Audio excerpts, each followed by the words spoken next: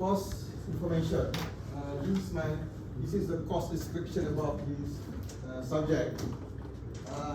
And we are going to have two parts because the fifth meeting is going to be the case study where I'm giving you the case study and then you have to discuss, and the learning time required for that particular case study is about 8 hours. So for this part, two parts, this weekend and next weekend, I'm going to give you a case study which 10%. You're going to have a presentation about the case study about 5%. And I think I have uploaded the post-module assessment in the e-learning, which is 40%. And second part will be also a case study, two case study. And the second part is more on the quality tool. I will introduce you 7 quality tool and 7 new quality tool, which consists of affinity diagram, interrelationship diagram, and so on. And then, of course, you're going to have a presentation. I need to assess your presentation, and then I'm giving you test by online. So we will agree after finishing the second part when you want me to open up the test in the e-learning. So I will give you, for example, 3 days, so you can spend any of your available time to answer the test. The test is very easy, just ABC, multiple choices. It's not that difficult. Okay, and this is the planning for these 4 days. I have highlighted here, and as you see here, day 1 and day 2 is more on the total quality management. But on the day 3 and day 4, you need to do some exercises. Probably, usually I will give you some, what we call it, data, and then you have to discuss with your group, plot the data, and so on. So day 3 and day 4 is more on the activity. So I hope you can gain some experience, especially how to deal with data and how to report the data, and then you can get the benefit, especially if you involve with the Lean Six Sigma activity under DMAC. I will emphasize on how you are going to define the problem, how measure the problem, analyze using the 7 tools that I'm going to teach you in the day 3 and day 4. On day 5, as you notice in the WhatsApp group, I've given you the Dreamliner case about the battery of Dreamliner, lithium-ion battery, that makes 50 of 787 grounded because of the battery problem. And not just on the 50 aircraft grounded, but there are another issues contributed to that problem, which is anxiety of the passengers. So why I'm giving you that problem? Actually, I want you to appreciate that quality is very important. Cost of poor quality. You imagine how many billion, 1 billion US spent by Boeing to fix, to redesign the battery, and then how many billion lost due to the flight grounded, and how many billion probably someone being fired by the airline to Boeing. And how about the anxiety? Can you count the losses? This is what we call cost of poor quality. So after this, when I start my lecture, I will show you one video about the implication if we do not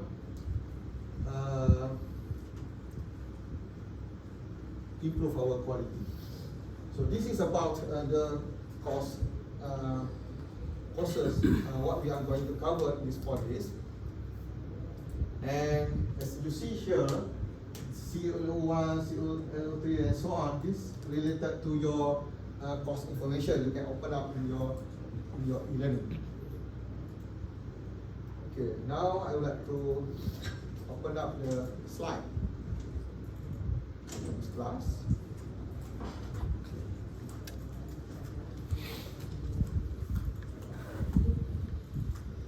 The slide already in the e-learning,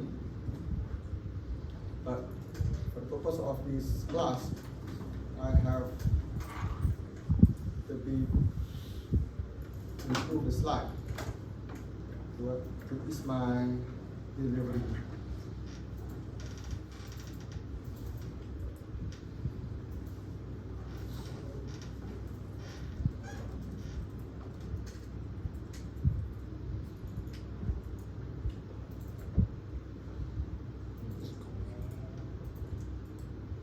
Okay.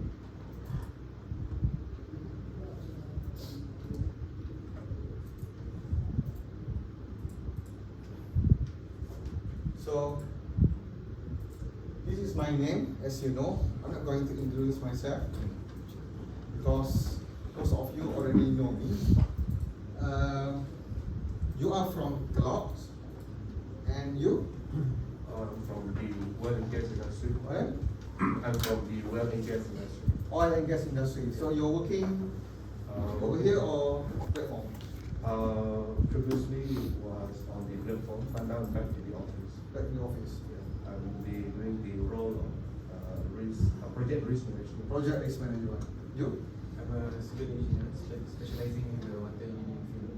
Water engineering. Consultation. Consultation. Okay. You? I'm a solar engineer. Solar. Yeah. Where? Spectre Green, Singapore. Singapore. So you're driving from JB just now? No, I'm staying at Puchong. Puchong. Okay, you? I just graduated last year. Graduated last year. Civil engineering. So you're fresh engineer. Fresh engineer. So you need to learn from your senior here. They are very experienced people working in the industry. Okay, you? Oil and gas. Oil and gas. Same company, is it? Different. Different. Which company? Petronas. Petronas. Oh, Petronas, quite close. But not here, in Pengerang. Or in Pengerang. Yes. I think I have one student working in Pengerang. Syed Izari. You know him? Okay, you? System integrator. Huh? System integrator. System integrator. Yeah. System integrator. What you are doing? Using the PLC. PLC. So automation. Yeah, automation. So you are quite relevant to our new faculty next year. Okay, you? Food and beverage Food and beverage. What company is that? FNN. FNN. FNN. FNN Kellogg's. So okay. Two food industry, two oil and gas, consultant, solar, and you? Power transmission. Huh? Power transmission. Power transmission. You are the one from JB just now? No, still. Another one, You are JB, waiting for that lady from Johor Bahru. Okay. She's stuck in the highway. Very busy.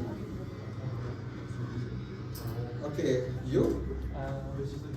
Industrial. Industrial engineer. Industry. Intel. So from Penang? Yeah. From Johor, from Penang. Last time, I can't remember what year, we did a special program for Intel staff, around 25 of them, for this program, MEBM. But our class was in Kulim. Unimac Kulim, we ran up one lecture room there. Anjung Unimac, Kulim. So Intel is quite familiar for our faculty actually. You? From machine maker industry. Machine industry. AI, we use AI. Welcome to AI faculty next year. You? I'm assistant professor in Pakistan Mechanical Department. I have 15-year work experience with oil and gas companies in Dubai, South Korea, and other countries. Dubai, South Korea. Yeah, I was there. So international experience. And finally, he came back to Pakistan to work at to the university to share the knowledge he gained in the industry abroad to Pakistan people. Okay, about myself, I graduated my bachelor degree in 1995. Yeah, 1995. And then I worked with Proton, not very long, just 1 year, because that time our economy kind of booming. And then I joined UTM as a tutor, and then they sent me to further study, master in UK. Then once I arrived UK, the economy boom. Our ringgit to 6 ringgit equivalent to £1. Before that, it was 4.5 ringgit to £1, and 2.5 ringgit for $1 US dollar. 1 ringgit 20 cent equivalent to $1 Singapore. But now, but once it goes down, it's very difficult to take it out. Okay, then after I finished my master in 1998, I did my PhD in 2006. Then I actually I've been working in UTM for 25 years, and I'm teaching many courses. In the early of my career in UTM, I'm teaching pure mechanical engineering, fluid mechanics, turbo machineries, turbines, and so on. So I'm quite familiar with that. But after I returned from PhD in 2009, I was introduced with this quality, lean, quality engineering, so on. Because when I did my PhD, I also do something on how to improve quality in the manufacturing process. How could we improve the quality by optimizing the processing parameter. So until today, 2009 until 2023, I'm teaching this course, quality. Before this, I'm teaching this course together with my mentor, Professor Shari Sensei. But now he is in Meiji University working there. He's a contract professor after retired from UTM. So now, I'm the senior for this course. Hopefully, I will survive here for another 8 years before my retirement. Okay. So,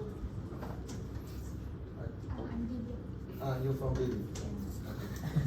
Finally. Finally. Jam in the highway. Okay. What does word quality means to you?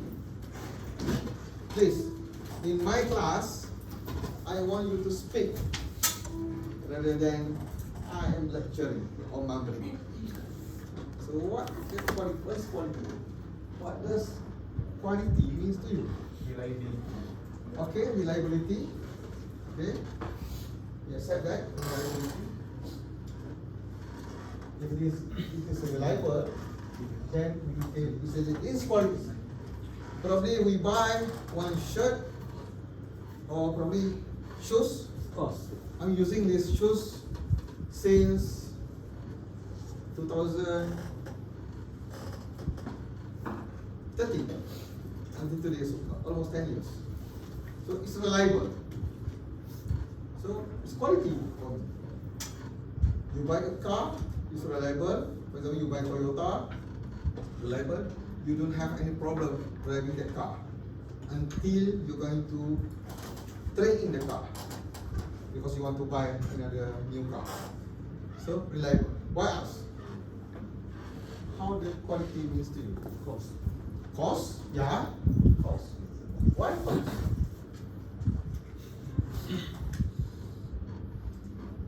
Later I will instill to you about my philosophy about quality. Later. Yesterday I have briefed Mr. Ayas about my philosophy about quality. Why quality? But now I'm asking, okay, next. Meet standards and performance. Standard. Performance. What else? Expectation. Expectation of customers. Yeah.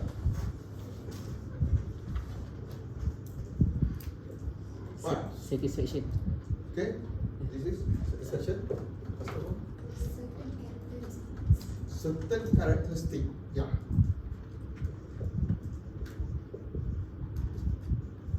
Probably is characteristic related to the customer needs.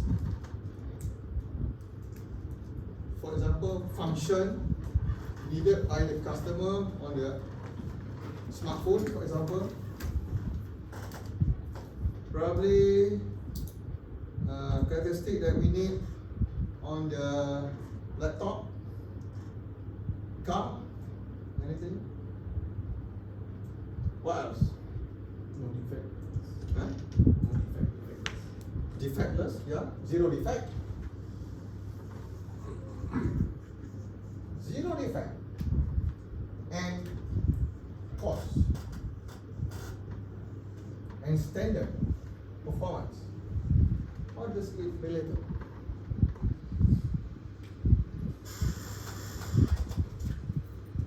Next week I will introduce you SPC, Statistical Process Control. There is limit, upper limit and lower limit, and then the average. So anything goes outside the limit, so we consider reject. So we consider defect. But not just accept or reject, but we have to monitor the trend as well. Is there anything the chart goes upward, or there is a tendency goes downward, or remain at some level? Consistent. So that is indicator for us that we need to probably check our tooling, check our machines, check our people, and so on. Because maybe that is indicator that allowing us something, some disaster will be happening. So zero defect. So if no defect, everything accepted by the customer or between the limit, so it helps us reduce cost. It helps us reduce cost. So how about price when we improve quality? Any answer for that? This price is proportionate to quality.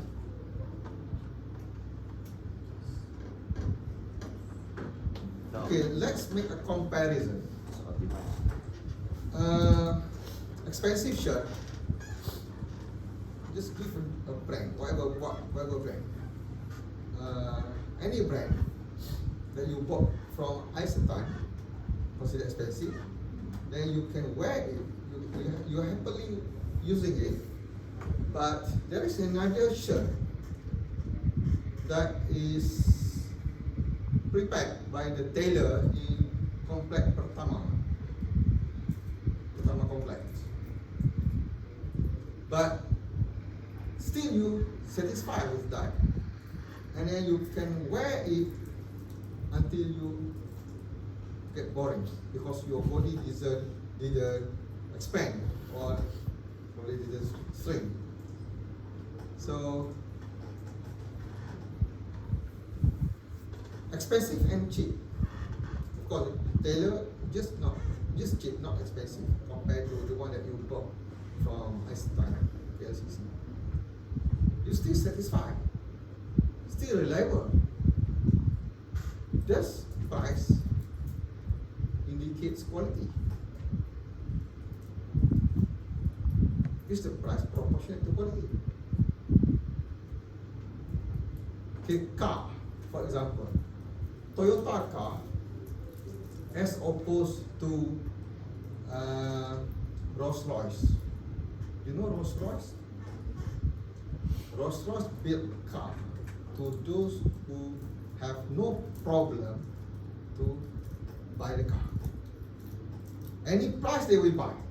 For example, the royal family, Sultan of Johor, any sultan, they will buy Rolls Royce.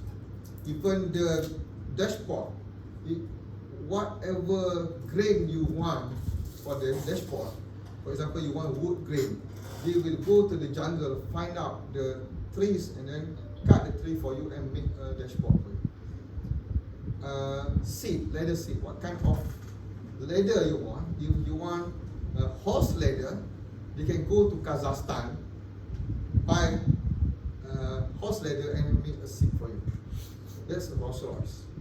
But Toyota, one of the elements in Toyota is standardization. They will standardize for you. So the price is cheap. The philosophy of making car by Toyota is when Taicho Wano start to rebuild Toyota, after the first cycle of Toyota, they fallen down. After Ichiro retired, and then he passed the baton to his nephew and one of the machine shop guy, very good person, Taicho Ono.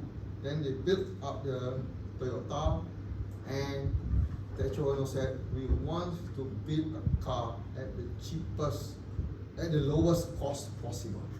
Lowest cost possible. So, price versus quality. Does it make sense? Any answer for that? Any answer? Does it make sense? Price versus quality. But we cannot compromise quality for price. We cannot compromise quality for price. Yes. But it's not necessarily high quality product is expensive. Not necessarily high quality product is expensive. But when the price is expensive, they have to make sure customer satisfaction. So they have to fulfill what customer expecting from the price, the value for money, the value. So, value. When we talk about quality, that's a value. Because customer paying us because they want to get the value from what they are expecting. So it's quite generous value. Probably product. I want this because I need to use it to operate my projector. So that's a value. Without this, I cannot do anything. I have to climb to switch on the projector. So that's a value.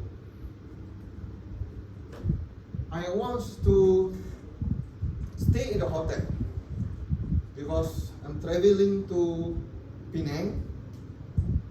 So I want to stay one night, and then they provide me a hotel room. Hotel provide me a hotel room. So that's a value. I'm paying them 220 ringgit because I'm getting the service. So service is a value. Product is a value. So customer is paying the value. So anything which related to this quality is about value. Whether the value that they are getting is worth or not. If it is worth it, then it's quality. So it's about satisfying our needs. When our needs satisfied, we got the value that we want, so that's quality.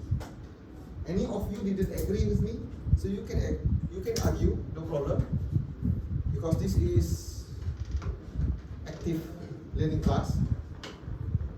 Please, anything you would like to say? Why Yeah. do sometimes I feel that when the quality is there, Mhm. some companies they tend to charge a premium for it. So how does that go about? Okay. What's your opinion? When the company knows that they are delivering quality, so they want to put something like a premium something, and then charge higher. For example, Qatar Air. Qatar Airways, you know, they are number one now. Before Qatar Airways, before that, it was Emirates. Emirates not charging very expensive, except the food at Terminal 3 in Dubai is expensive. Am I right? Food in Terminal 3. So that's the strategy. They consider almost competitive price for the airline, but cheap price for transit. The longer you transit, the cheaper you're going to get. Why? Because they want you to go to Dubai for shopping. But when you go to Dubai, very easy to go out through the immigration. If you already go to the waiting area to take shower and so on, you can bypass the line, and then you bypass the what we call the gate, and then the alarm sound, and then the officer say, no problem, go, it's okay. It's Arab style, It's big in Dubai, you know. So the price is cheaper if you take long transit, because you are contributing to the economy. Shopping in Dubai expensive. Otherwise, tourists, especially from our area, they don't want to shopping there because it's expensive. A Big Mac burger costs you around 30 dirham. Breakfast 60 dirham, crazy. 60 dirham multiplied by 1.2. Expensive. Breakfast, just breakfast. Toast, egg, and coffee. 60 dirham, right? In the restaurant. But these are some locations where the cost Yes. is high. Yeah. There is area Sakom area, the computer area. Center. Center. Sakom, I cannot remember the name. My The Burj friend. Khalifa itself. In that area, in the center, it's very expensive. Unless you go outskirts of the Dubai, and then the price is cheap. But of course, when you transit, you take train, you have no choice. That's a strategy for the economy. But for Qatar, when they become number one, they try to portray themselves as premium. So the price is elite price, although you are taking economy class. And the cost of operation also increase for Qatar Air. Why? Because they increase the salary of their crew. Normal airline, if the crew didn't fly, they will get basic salary around Singapore Airlines around 800 Sing dollar, Malaysia Airlines around 1,200 Malaysia ringgit, but Qatar Air they give 1,500 US dollar. If they fly, they will earn more. So the cost increase, and then that's why they put a premium, and then they expect their staff can remain the quality, because they want their quality measure is their customer satisfaction. That happens actually. But again, quality is not necessarily expensive. But there are companies are playing that, because there's a thinking. Arab have different kind of thinking. ANA,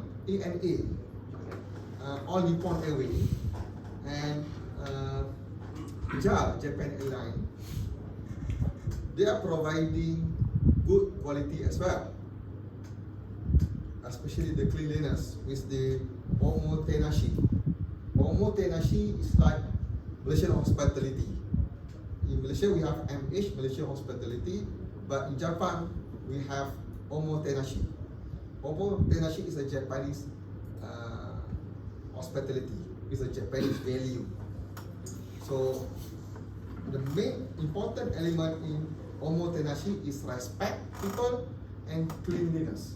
You will notice it is very clean in Japan Airlines and All Nippon Airways.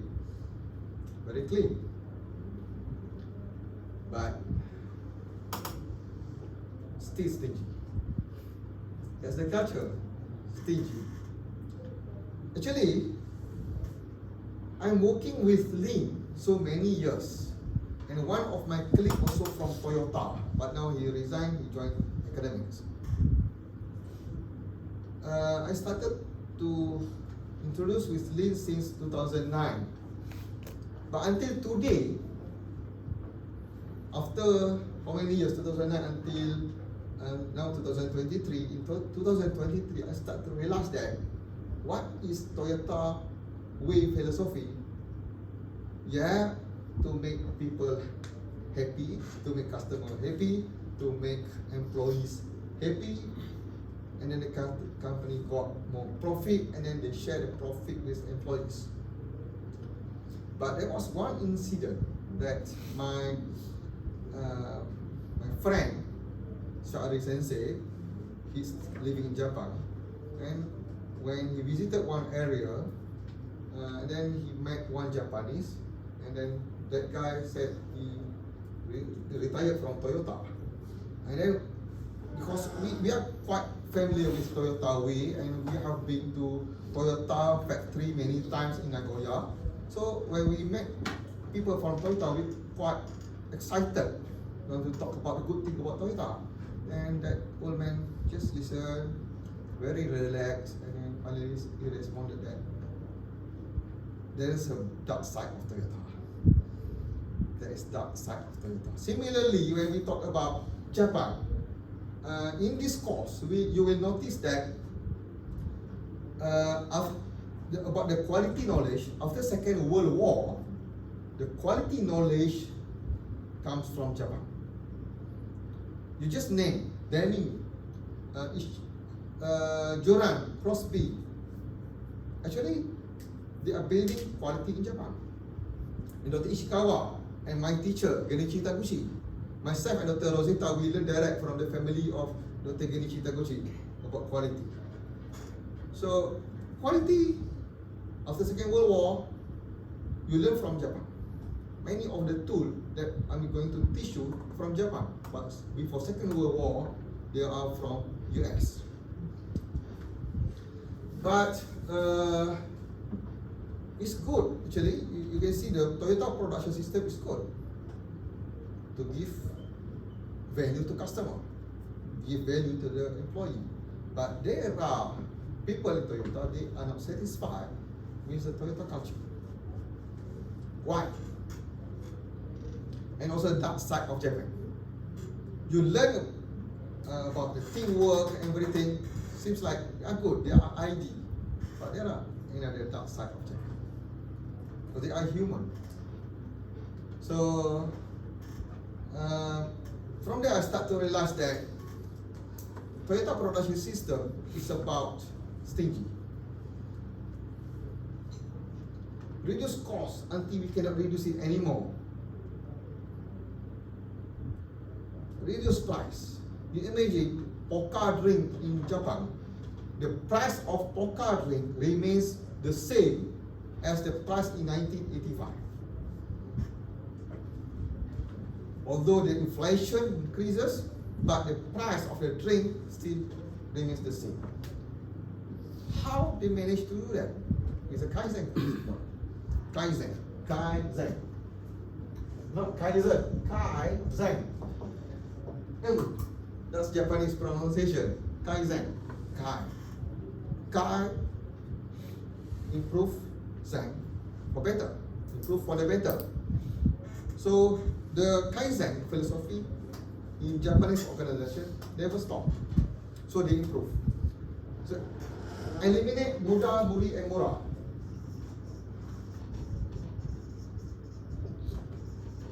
So when we eliminate this, we can avoid non-value added to the process. So that we can remain the price. So if our competitors do not know how to improve, how to eliminate the non-value added, so they cannot survive with the situation because the price of the raw material increases. But in our country, our manufacturer, our businesses, they never think about improving this, eliminating this. Mudah. So they still keep complaining, price increase. Cost, raw material increase. Then finally they request for increased price. For example, food. Now, plate of meal, lunch, the price around 8 ringgit to 10 ringgit. Am I right? 8 ringgit to 10 ringgit. The cheapest 7 ringgit. But you know, during my days in the university, undergraduate, 3 ringgit considered expensive. 3 ringgit considered expensive. Normally, we eat around 1 ringgit 50 cent or maximum 2 ringgit. 2 ringgit with drink. That time, it was 1990, my metric number AJ91. AJ91 0184. Okay, 91, I enter UTM, undergraduate. And I graduate from UTM, I work in Proton. When I work in Proton, it's around 3 ringgit to 4 ringgit price of food. Because I'm living in Shah Alam. But now, what happened due to salary? I'm talking about quality, yeah? I'm not running from this topic about quality of living. How about our salary? The starting salary is similar to my starting salary way back in 1995. So what this indicates, we start in the middle. So what happened to our industry? So the productivity measures.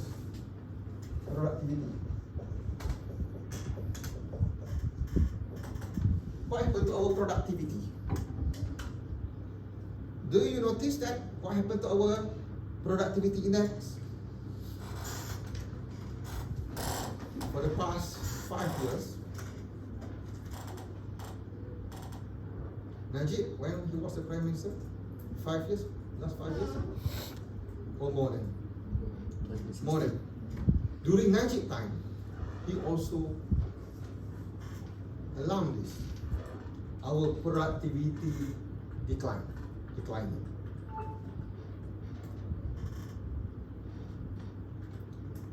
That's why we start in the middle, because the company can afford to increase the pay.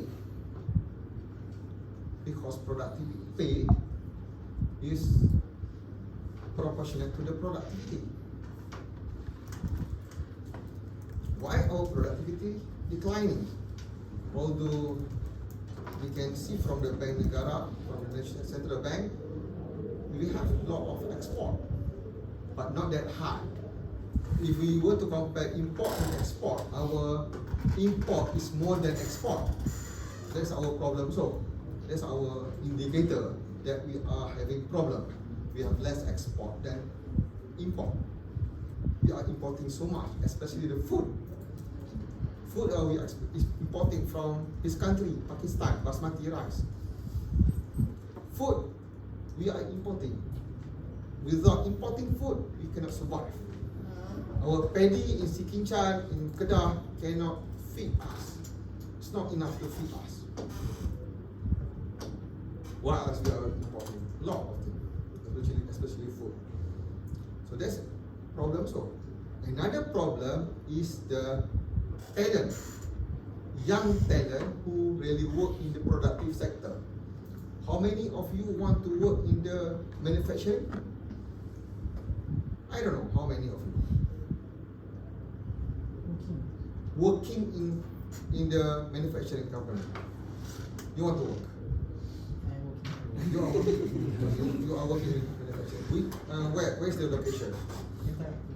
Intel Penang, okay. Penang, okay, no problem.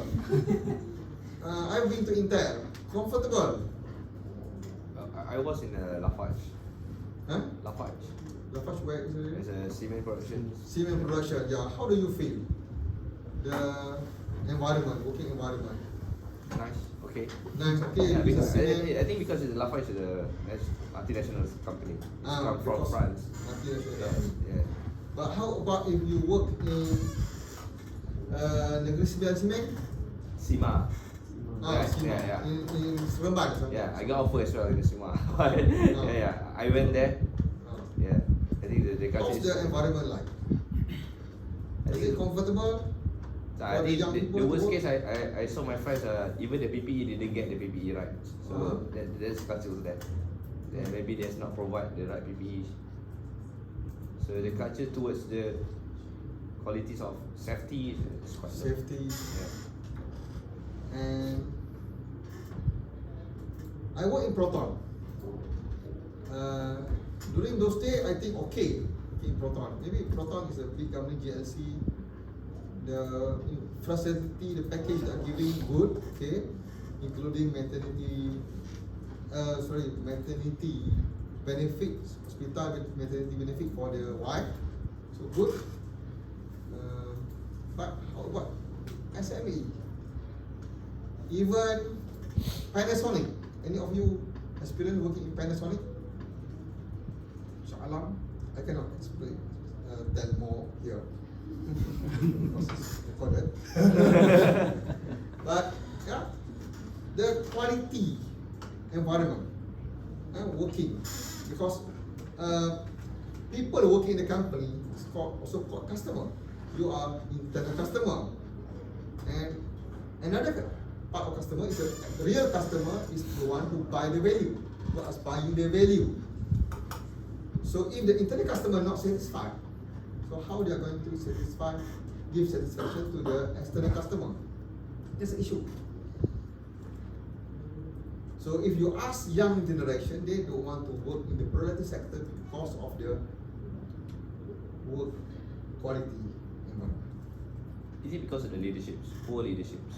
Poor leadership, yeah, you're right, poor leadership. And then the gap between the generation. Yes, exactly. During my generation, it's no problem, boss, scold us.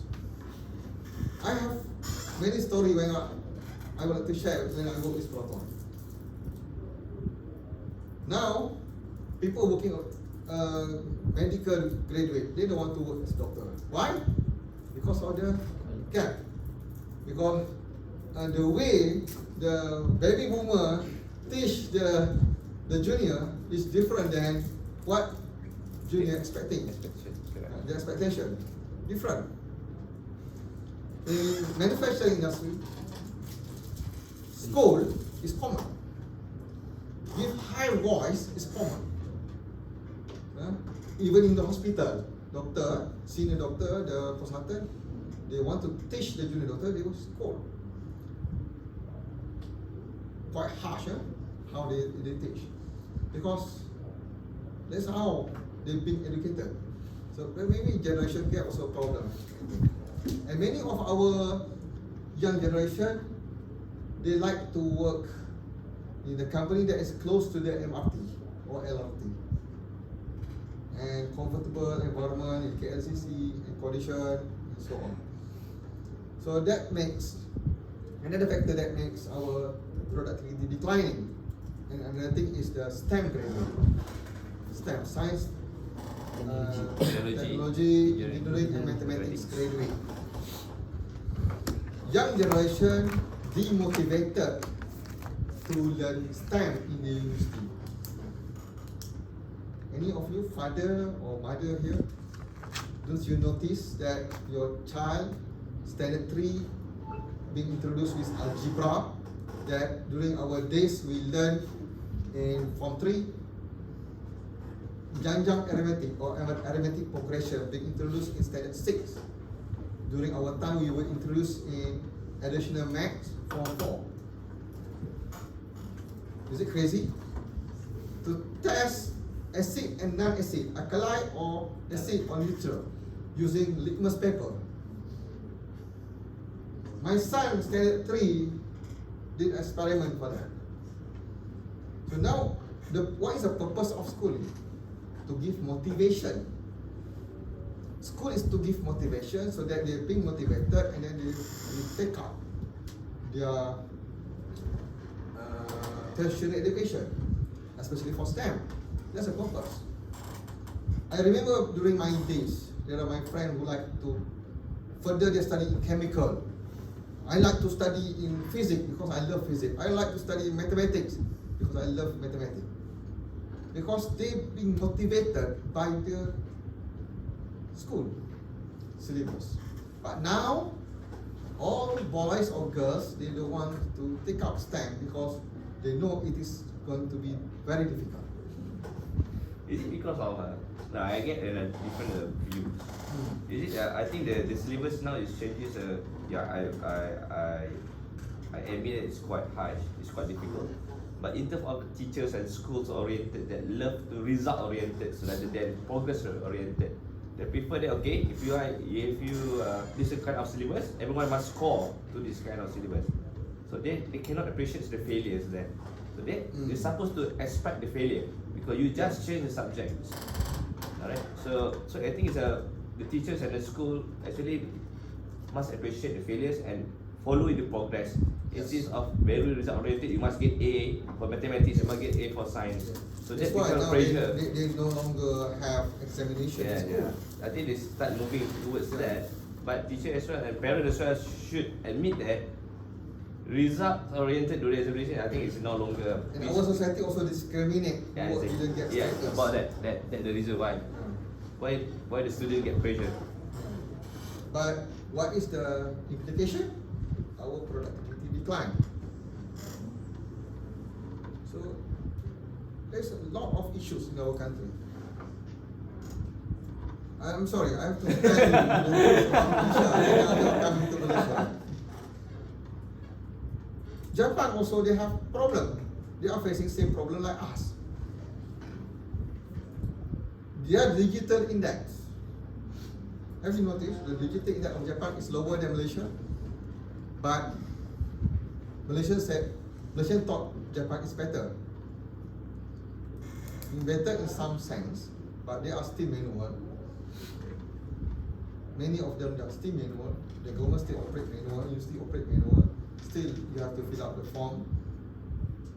Ours, more digital. What else? Competitive, yeah, they are better because of the GDP. Because it's related to the strategy, relates to how the company contribute to the economy. Mostly Japan, they are bottom up. In Malaysia, we are top down. For example, Toyota comes from bottom. There's an initiative by the entrepreneur. Initially in Nagoya, there was a textile city. Nagoya was a textile city. Textile. That's why ladies, when I brought my student to Nagoya, especially ladies, they would like to buy textile. But you cannot find textile in Nagoya anymore. If you want to buy textile in Tokyo, you go to Nippori. Nippori, N-I-P-O-R-I, that's a textile town. Gadget or electrical, that is Akihabara. But I don't like to go there. So crowded. Because Tokyo is kind of second home to me. It's nothing. Now in Nagoya, after the family of Toyota brought automotive industry to Toyota, to Nagoya, now Nagoya is the automotive city. Similar to Hiroshima, there's a Mazda city there. So they have transformed. So the initiative to transform the city from textile city to automotive city was made by the entrepreneur. It's not by the government, because that time after Second World War, the government also don't want automotive industry. They said, why don't we just buy from US or Germany or from European, because they already established. Why must Japanese build a car?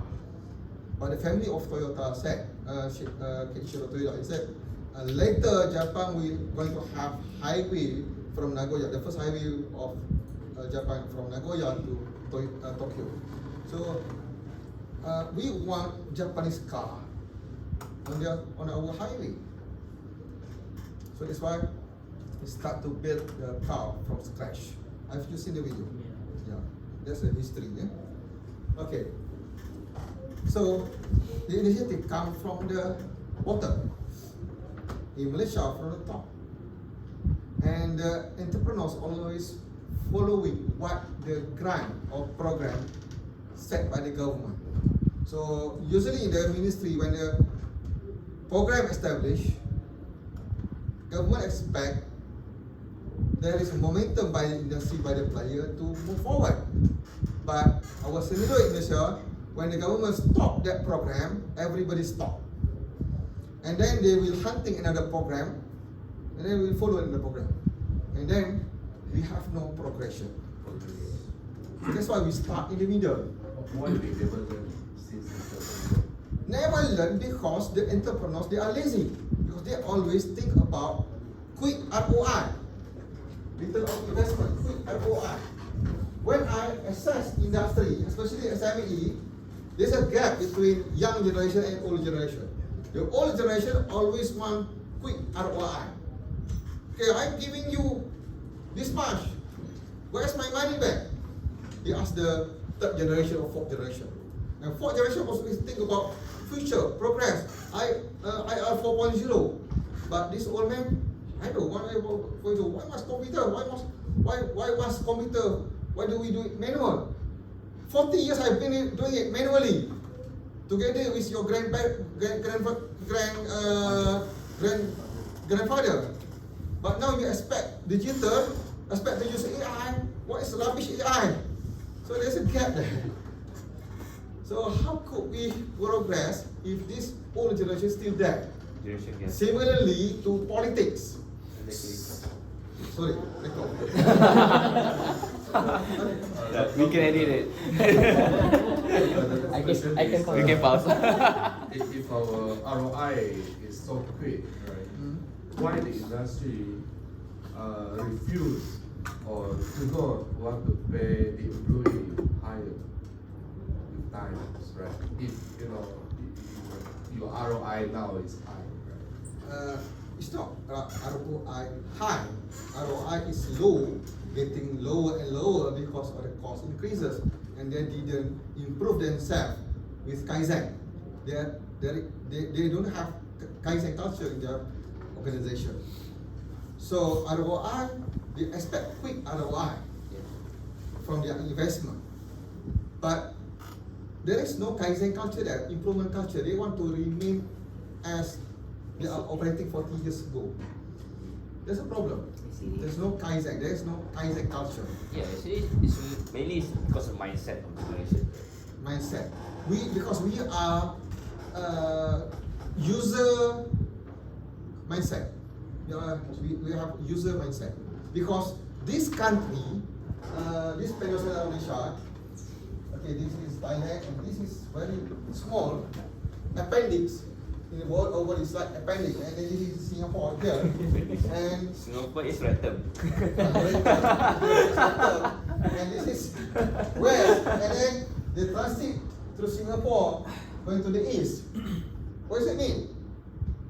We're the middle. We are traders.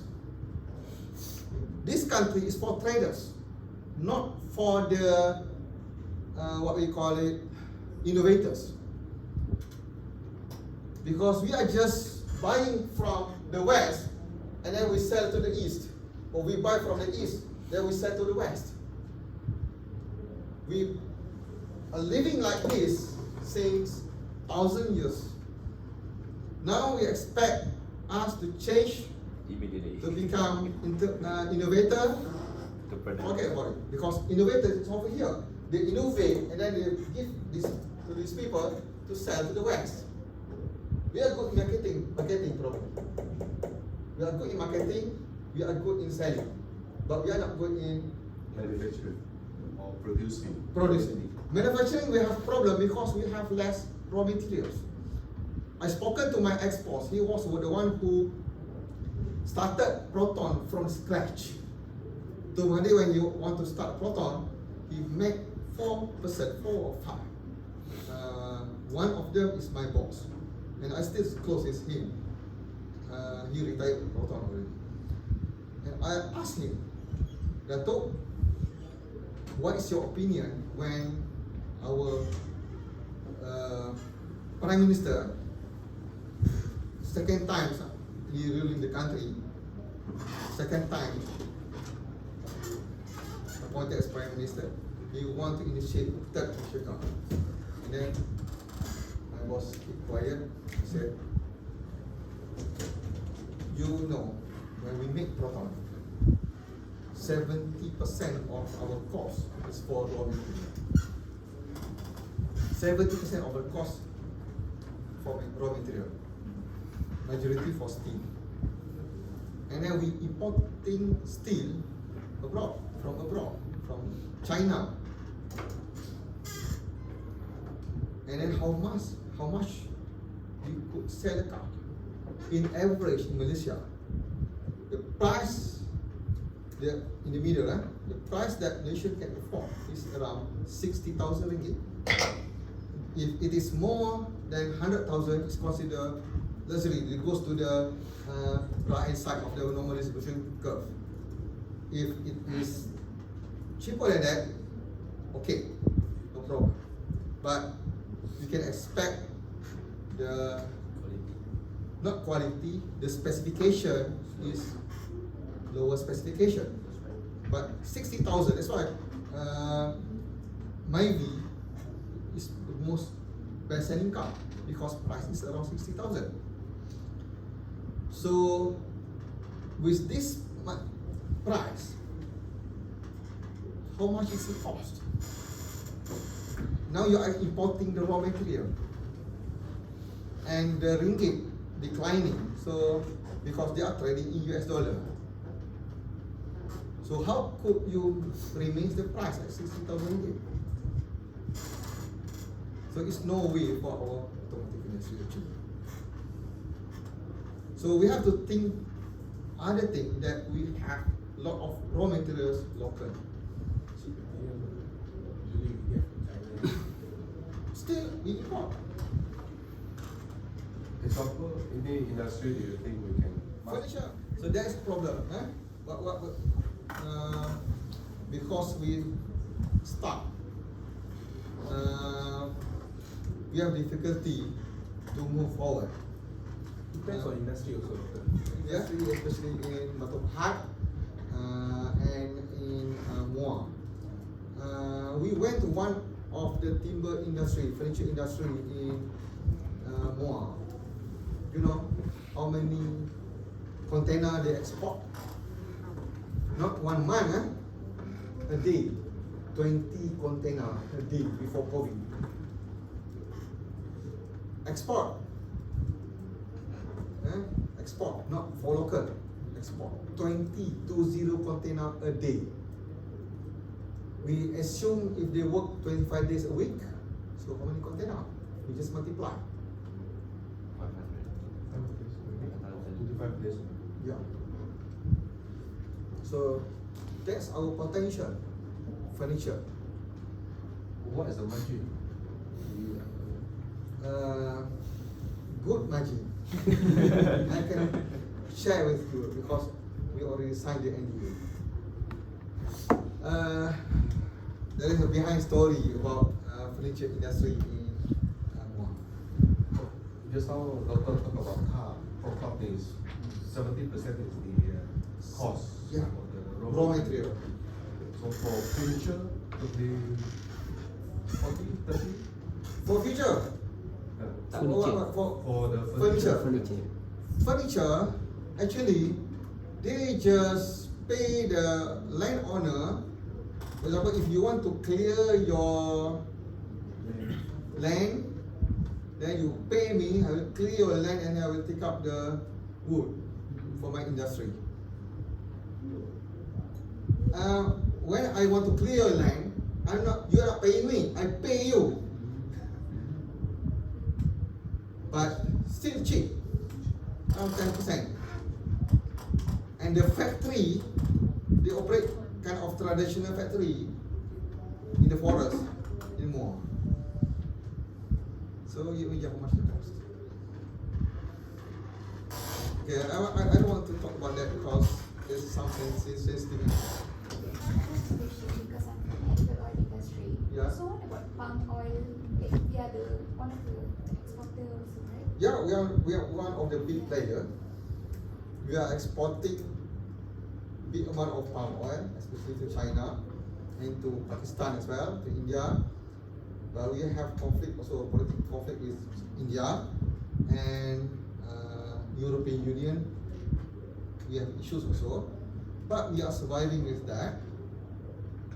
Compared to other industry, we are good actually.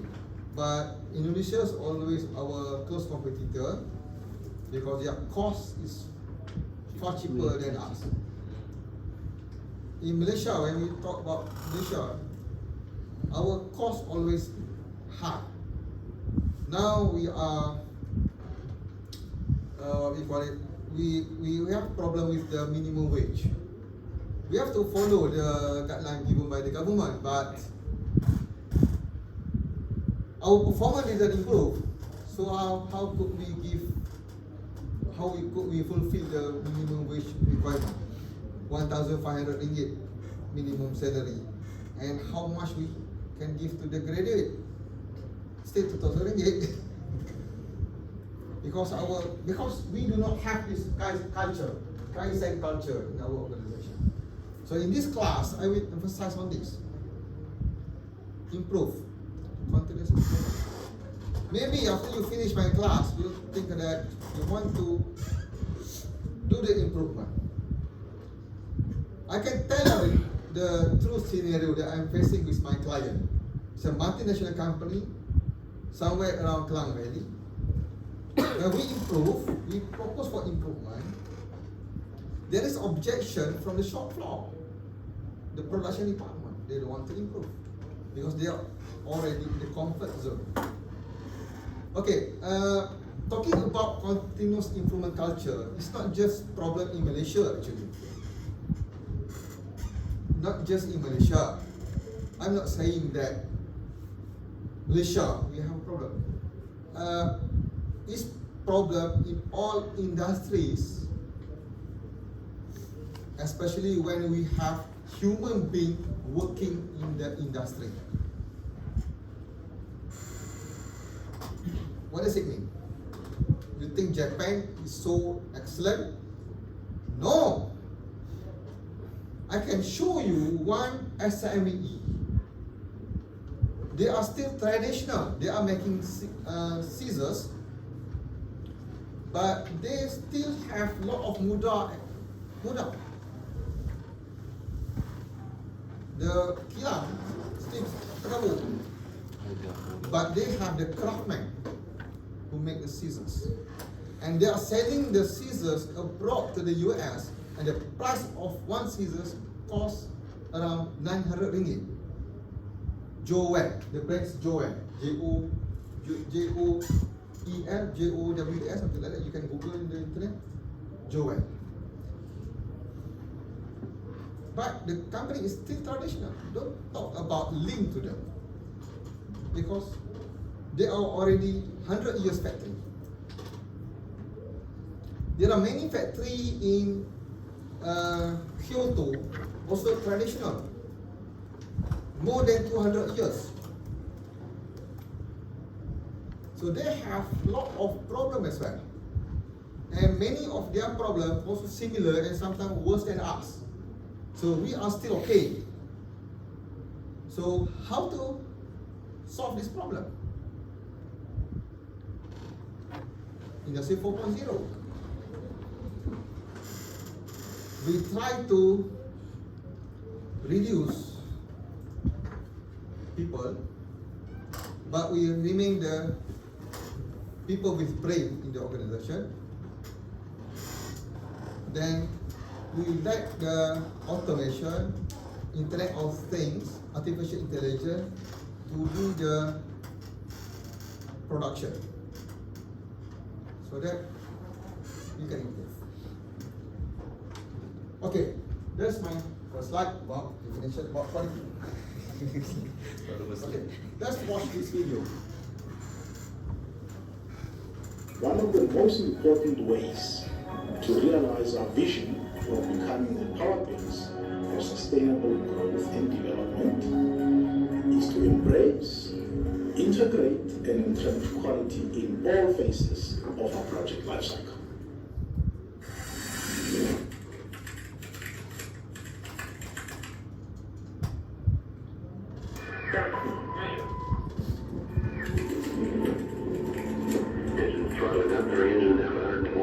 Challenger, be very careful in the situation. Obviously, a major malfunction.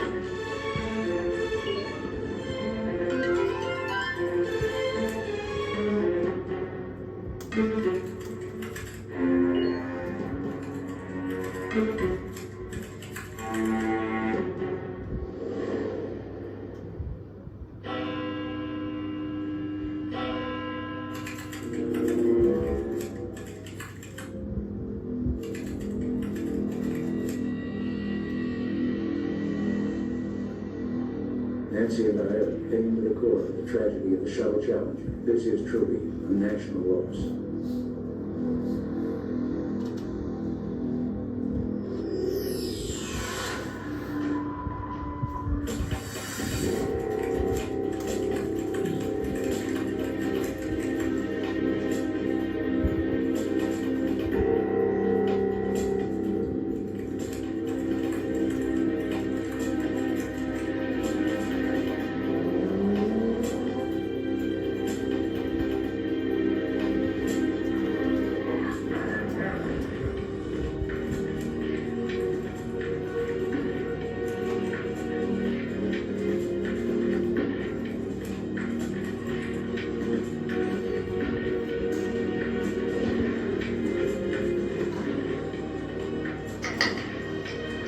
Salam sejahtera, kerja-kerja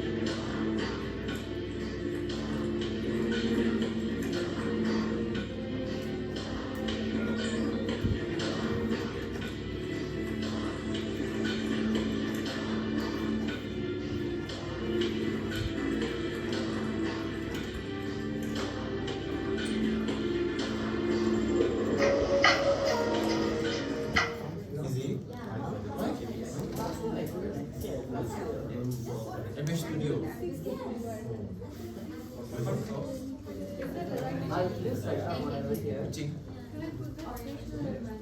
Okay, characteristic of government. What's the characteristic of the government? Government or public sector? Public sector, whatever. Public sector, yeah. Oh, you mean that state? Government is not politics, right? Okay, university, academic excellence, academic program.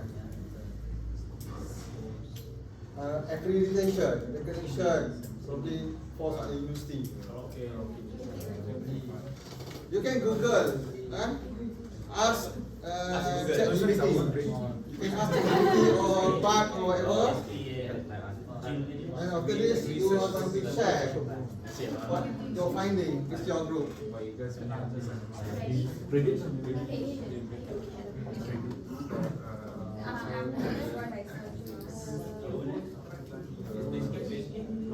Quality research.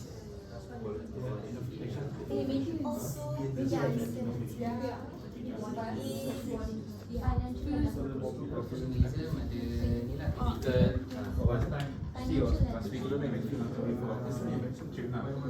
So of course we've been on a big company materials like the banking and all that. So I was here like okay, we were flying.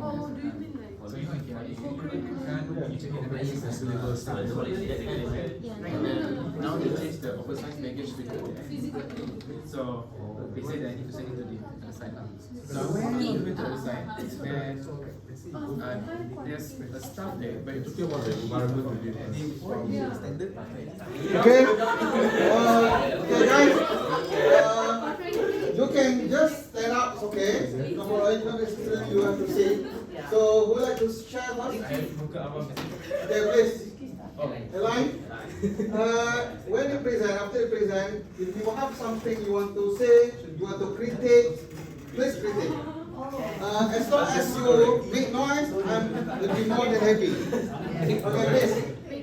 Okay, morning everyone. So we are from the airlines group. So myself, Rojini, Divya, and Najwa. So here are what the quality aspects of airlines which we have identified from our own brain and also from the help of internet. So firstly, we think it's very important that an airline has a very good safety record. Means not much crashes and not much safety issues within the airlines, which brings quality and also customer confidence. Second, on-time performance, very important because people travel, they are paying not only for their comfort but also time taken. Time is gold, right? Third, booking and reservation process is also very important. How the process goes, whether it's facilitated by the staff itself or yourself, depends on the preference of every individual. 4, cheap flights, we need to say the price of the tickets. Number 5, the food quality on board, whether they use cheap ingredients or high quality ingredients. Number 6, the maintenance of the aircraft, which means how the engineers maintain the aircraft and also the overhaul. Number 7, experienced pilots. This can also mean how steady the flight is in terms of turbulence and landing and take-off experience. Number 8, the comfort facilities. This means maybe the seats, the tables, and also the pre-flight lounges and the after-flight service. And number 9, the hospitality services. This can come into the service crew, the cabin crew itself, how they treat the customers, the passengers, and all that. Where was I? Number 10, customer service in general. This is where, for example, number 3, when you have booking services, the ancillary part of it. Let's say when you need to pass your baggage or luggage, oversized baggage, or when you lost something, that's the general customer service area. Number 11, the entertainment, where some flights they have TVs, some flights they don't. Some flights have their own in-flight Wi-Fi for you to view on your own phone. And then number 12 is the turnover time. When the aircraft lands, how fast you can turn over it so that you can reduce the time and also reduce the That's cost. very important. Very important, right? Cost. Yeah, sure, doing that. Yes, agree. And number 8, the baggage handling time. As we all know, KLIA is very notorious for us waiting a long time for our bags to reach at the conveyor belt for us to take it. Number 14, I think is also very contemporary, which is the website and the apps, where now we are fully moving to digitalization. So having a good website and app is a very good position for Okay, any other idea or comment? What example of airlines that provide? Sorry? Example of airlines that provide all these Let's see. Most probably, we can say that a lot of airlines provide a good amount of quality for all the aspects. So if you were to list all the airlines which are operating in Malaysia and NS Asia, Batik Air, Firefly, Manindo is previously known, but now it's rebranded to Batik. But when we say cheap flights, is all things will be eliminated. Sometimes. Sorry? Cheap flights. Not Cheap is necessarily. yeah, sometimes related, these all related to cost. If we are go for the cheap flights, means we are compromising the quality. What's your opinion? How you Best flight. When you when you booking, there's a best flight and there's a cheap flight. So we should always choose best flights. Meaning sometimes there's an option. Actually, when we write this, we are our point is the cost now. Cost. Yeah, it's not Sometimes reasonable price. Because it's a price, right? Yeah, it's a price. Price flight. Like for example, like Qatar Airways, sometimes like Dr. mentioned is down. Sometimes companies like to bump up the price just because of the brand itself, and it also brings customer confidence. And also sometimes customers like to pay more just because they can. So which also portrays a very good image for themselves and also make them feel good for them when they travel. But anyway, referring back to this is more about the cost actually, the cost of the flights for the customer. Maybe I have just one Yeah, question. sure. Being a frequent flyer, right? From the quality perspective, how do you make me to always fly your airline? Yeah. Okay. I will not switch to other airlines. Yeah, we have whatever it is. All those airlines, they have miles. Yeah. miles. Express Square. Yeah, and which points, which if you keep flying with them, you can redeem the next flight for free, which might be very, very But now I don't bother about the miles anymore. Actually, bother. Because you want to maintain the golden rules. Yeah. Actually, bother. Excess the lunch. So as a customer, among the 1 until the 50, what do you think is one of the key characteristics most important? Safety. I think this depends on Okay. Let's hear everyone. Everybody has their own perspective. Yeah, for Like you for it's safety, me, why? why I don't take Mars Airlines? Because the safety purpose. Until now, it's for me a very I'm Because scared. in case MH. Yes, so I don't go for whatever situation. I don't go Malaysia Airlines. I'll go some other Because airlines. Even though now they are very good, but I don't go. Their reputation. I will go for Malaysia. It's like it depends on the But domestic people's. flights? Is it because of different? Usually I will take train. Is it because of Airbus and Boeing? I don't know why I don't have that trust on Malaysian Airlines until now. But Asia- regarding the safety purpose. But Asia has got an issue. Yeah, I think recently there's cannot AK. land, right? I mean, after they depart about few minutes, 2 or 3 minutes, right? Then it's a mission field that they have to really do a landing again. This about 2 months ago. Airline, this Asia. That is questions here. When you say the mask because the cases, but Asia as well a lot of cases. So is it really because of safety records or because your understandings towards the histories or your perceptions on it? Perceptions. No, okay. My perceptions that I don't choose Malaysian Airlines, even though they are good, but sometimes you'll have that instinct. Phobia. If anything happen as that, Phobia. okay, like example, Asia they landed. Okay, they are not disappeared. Just Yeah, exactly. You remember your case study, Redliner, anxiety? The cause of anxiety is very uncountable. Yeah, but Is it example? Something must have caused her to have that right? anxiety. The incident that happened for the MH can also happen for other airlines. So it actually depends on what's the target group that flying and so on. So there's a lot of conspiracy here, right? And also, Safety, for me, safety is very important. and also, any airlines, right, always use 2 different flights. Either it's Boeing or is it Airbus. Yeah, this is a lot of people saying that choose which bus you're flying. Yeah, Yeah, normally I will yes. nowadays MLS you have the Airbus also. You're concerned with Boeing, right? So sometimes Boeing compared to France. Yes, you're right. There's about perception. But China come up with C Oh, I don't something know like about this. that. I don't.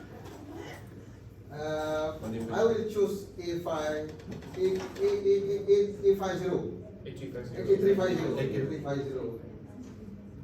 I'm quite confident on that car. It's the most technological. Yeah. A lot of protection So also. I don't mind about the airline brand, but I concerned on which carrier they are using for that particular destination. Okay, thank you, this group. Thank you. And then Yusri, please. Alright, okay, a quick discussion over this. We are from the university group, myself, Frankie, Priya, Suri, Aida. I think in our discussion or in our opinions, right, universities should have this, but not limited to the 6 that we have listed. Number one, really on the academic excellence, high standards academic or quality research or innovation. You know, university that involve extensively in quality research and innovation, and a partnership with overseas companies, you know, with other universities as well, right, which has the good QS ranking, right. I think UTM is one of the universities that do this a lot, top 200, right. And a conducive environment and a comfortable infrastructure or accommodation. I think that is very important for the comfort of not only the students but also the academic staff as well. And the fourth one, competitive admissions or impact, or make sure that the students coming is really, you know, meet that requirements to be admitted, right? And a strong and engaged alumni network. I think this is very important. We not only just teach in the class, but what life after that, and scholarship opportunities as well. Yeah. How about the lean aspect? Means fast, quick delivery of service. Students don't have to wait longer time for something that requesting from the university. Where do you put that? Like enrollment process, enroll process, online. Use the subjects. Yeah. What about employability rate? And also Employability rate. I think that's quite important measure. Which one? Employability rate. European. I think it's No, it can be under number 4 because if there is competitive admission, automatically all the companies will assume that the students who enroll to that university are good quality products of the university. So good raw material will produce good product. Process. The process should be good as well. Maybe we can add services here as well in this point. Yeah. I think the number 5 can be further elaborated. A strong and engaged right can actually answers the question, because today we can see universities, they already collaborate with companies, MNC companies, and then they send the students for 1 year internship, apprentice program, all that, to make it famous, so that the students are always employed. The marketing Chances because today the difficult part is, let's say, from the corporate side, right? Very hard for them to really know which university has the best students for them. Correct. Because knowing that most of the time industry, they always look for experienced hiring. In order to get the fresh graduate a chance, then they know, okay, this university is actually producing more caliber students, for example. Right? So I think This is important for us to have a partnership with the companies, because the student will expose to the industry. Yeah, this kind of you prepare the students even before they get out from school, for the university life. Prepare them for the career. I think another differentiating factor for universities, right, is that the period of the internship.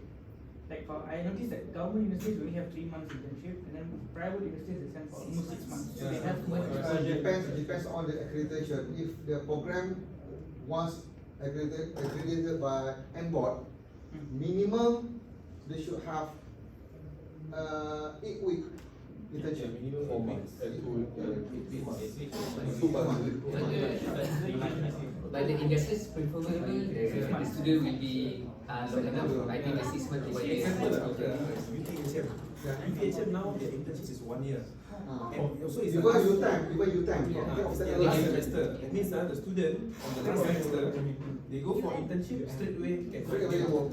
So regardless the company will take them or not, they only have 1 year work experience. Yeah. So that's how. Usually they want for MBOT program. MBOT. Program accredited by Malaysia Board of Technology. So doctor, who will arrange these internships? Itself a student or university will arrange, manage and send to the University will arrange for internship. University will try to you have to find out. Yeah. So maybe future.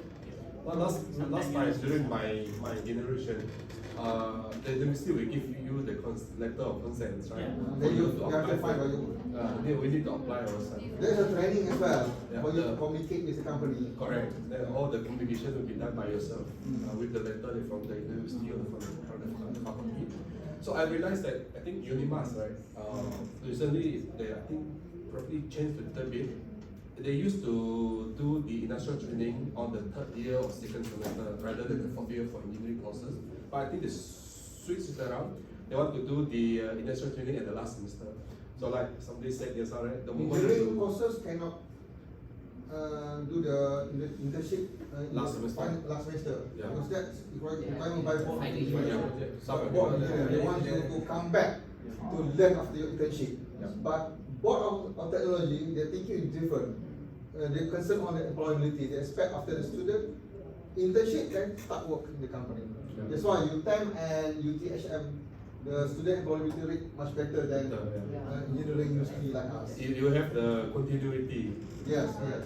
Rather than back to the school, then your mind back to the school concepts again. Yeah. Get I up, had restart that again. experience. I'm from UTM. Once I finish my internship at Dutch From Faculty of Technology. Yes. Once I finish my internship at Dutch Lady, they absorbed me there itself. Yeah. So I've continued my job, and then I had an experience 1 year there. Some company they already pay you to salary to the student. So the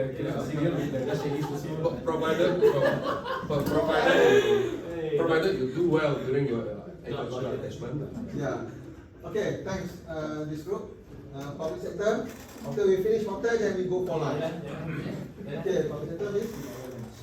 Right, so for this public sector, as we can see, the key characteristics mainly for the first one is the timeliness. So we capture on the time condition, basically on the task one, and the second one is the waiting time. So basically it's for the customer, and the response time basically from the staff itself, And then the second one is more on the transparency. So transparency is more focusing on the open tender, which is the selection. We select how the transparency when we do the participation of the tender. And then the second one is the data-driven decision. So by right, the decision is following the procedures accordingly. And then the third one is the customer satisfaction. So we based on the customer feedback and also the communication effectiveness between the staff and the customers. And the fourth one is the professionalism, which is the ethical value and the regulatory compliance based on the staff, based on the government staff. And the last one is the innovation, which we focus on the latest technology and also the reliability on the innovation to apply in the government sectors. Okay. Anything you would like to argue or critics, please? I think critics will foster your learning actually. That's why we need debate in the class. Please. Do you think our government services needs all this requirement? Yeah. Be it hospitals or anything? I would say it's, sometimes in certain sectors it will be improving, but mostly I think it's still Probably in Putrajaya they are improving, except in the district. Am I right? Those are staying in Johor, you can see. and the Johor and Kelantan, so very But Johor now improving after the ruler taking action on their services. Okay, anything? I want to add something. Perhaps we could add also competency of the staffs. Because because I myself experienced, I'm an engineer, so when we consult our client, the JFT something of they seem to not know the simple terms of engineering. And then perhaps that's also quite important because since they are the client and they work for us as a citizen, so they should also have some knowledge for them to make good decisions and competencies. That's competent. Competency, yeah. We can see very huge gap between PTDs and the normal officer, they call it pegawai tabik. Because usually the PTDs, they are very competent person. So you can see how the competent they are. Because anything that announced by the minister or actually there's work by the PTDs. And the normal pegawai tabik, you can see they are less competent. Because normally the pegawai tabik, they are from art background, not the technical or productive sector, and sometimes they are not even BBA holder, because BBA holder will work in the private sector. That's a problem. Or BBA probably they will be in the PTD, diplomatic, right? There's a gap in our government, I think. So the job admission also we have to consider. Yes. Yeah. I think the person that we take into the government, probably we can start to hire engineer. You know, bank they start hiring engineer now. Many of my students, mechanical engineer, they work in a bank. Public bank also. Yeah, because the problem solving thinking. It's not about fluid mechanic, thermodynamic, heat transfer. It's about engineering thinking. How you solve problems is engineering thinking. Critical thinking. Human engineering. This is what we are gained from the university. You are from Indonesia.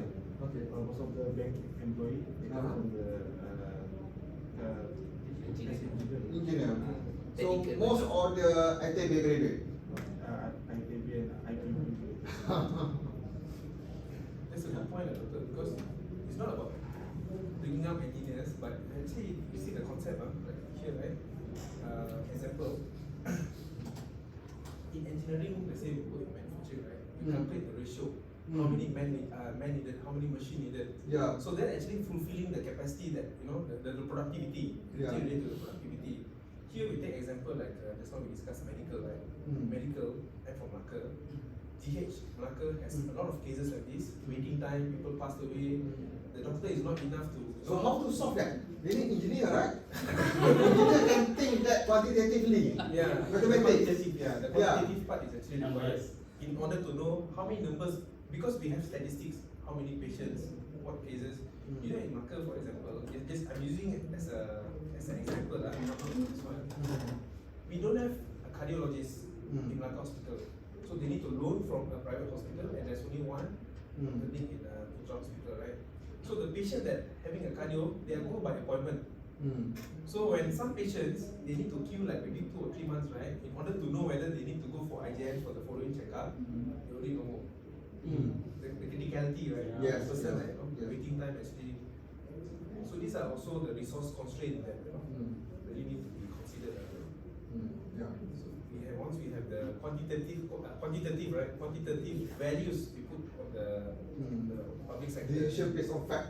Decision based on facts. Yeah. That is actually. That's engineering thinking. But the engineering students they said I have some new CDs and things they said because there's some reluctant to go to this because they are not practicing what they learn in the class.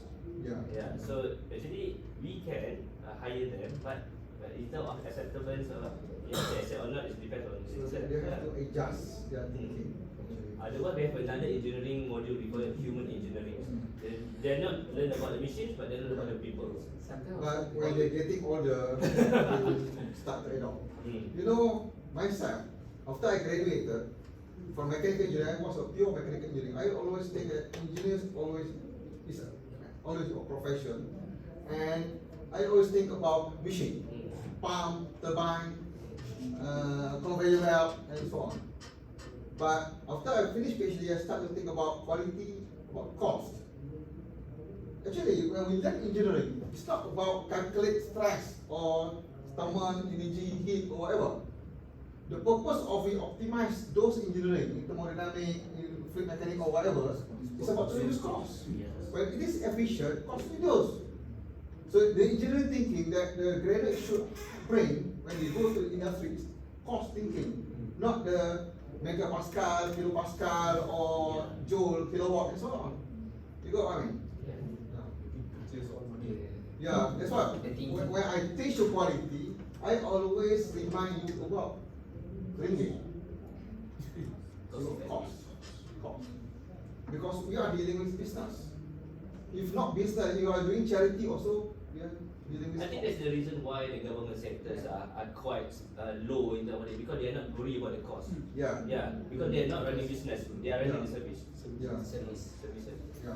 Unlike UTM, because we have to generate our money. So we have to think about how to reduce cost. The government in typical government in Putrajaya, they always think about spending. But you must aware also the purpose of government.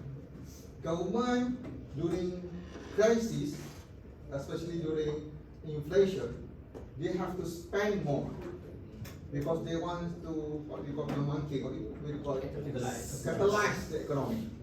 But when the economy is okay, then government start to wait for the government, public sector, from the companies, industry to give back. So during this time, I think government should spend more. But when the government start to stringent their spending, for example now, the previous government and current government, they speak about cut costs. Don't you think this is correct approach? Company also think about their survival, but government also think about cut costs. Always think about ROI. Is it correct? But if you look at the, just want to touch up, if you look at the budget that they were last year for this year, for the 2024 budget, right? You can see the budget is higher than the 2023. Yes. So this means the government will spend more. And if you look at the two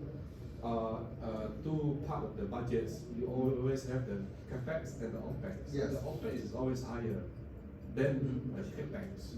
Meaning to say, the developments, talking about the developments budget, our government is very less, right, compared to the operations budget. Okay, I ask you, operation and development, which one should be high in the government? Development.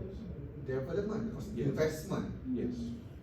But if operation is high, what is the indicator? Meaning to say, less people work, and government not efficient. Not efficient. Then maybe the maintenance cost is high. Yeah, But maintenance keep cost is maintain. correct. But not development. Yeah. When you read the budget text, you have to aware which one is more. If the development is more, then okay. But now our current situation is operation is more. So something a lot more. If you look at the 10 years history, the OPEX is always more than the CAPEX. Let's say why our government or our minister, right, in the finance minister or the economic minister, don't increase the development budget, because this is the one that going to translate into your GDP. Yes, right? yes. And in fact, if you look at China in general, right, China, they do not only look at the GDP per the country GDP, but they look at the city GDP. So they swear how great the economy is. Right, whereby Malaysia, you look at compared to China or even compared to Vietnam, Vietnam is coming up. I think Vietnam in terms of gross per capita GDP, they will catch us very soon. Yeah. Very soon. Our budget is politically driven. It's not stable. Yeah, but we as Malaysian, we have to speak out and tell the government that what they are doing. Regardless who is in the government, so the benefit it has to go back to the nation. Yeah. Right. So basically it's mindset. That's how the politicians or the leaders up there think. They are stuck with the mindset of the public share. Yeah. subsidy. That's a cost, huge money. It's for the people. Okay, the last one, hotel. What do you expect from the good hotel? Please. Okay, hotels is a basic word. So much questions. Anyway, a good quality system. We always require for hotels. Basically, it's a social media.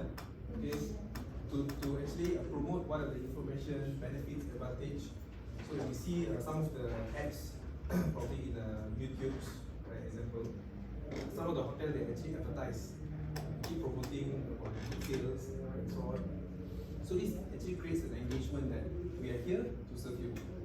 So as well as customer satisfaction, so good rating websites, Facebook, TikTok. So we often book hotel by reading somebody's reviews. Right? So that is actually the feedback that the hotels has.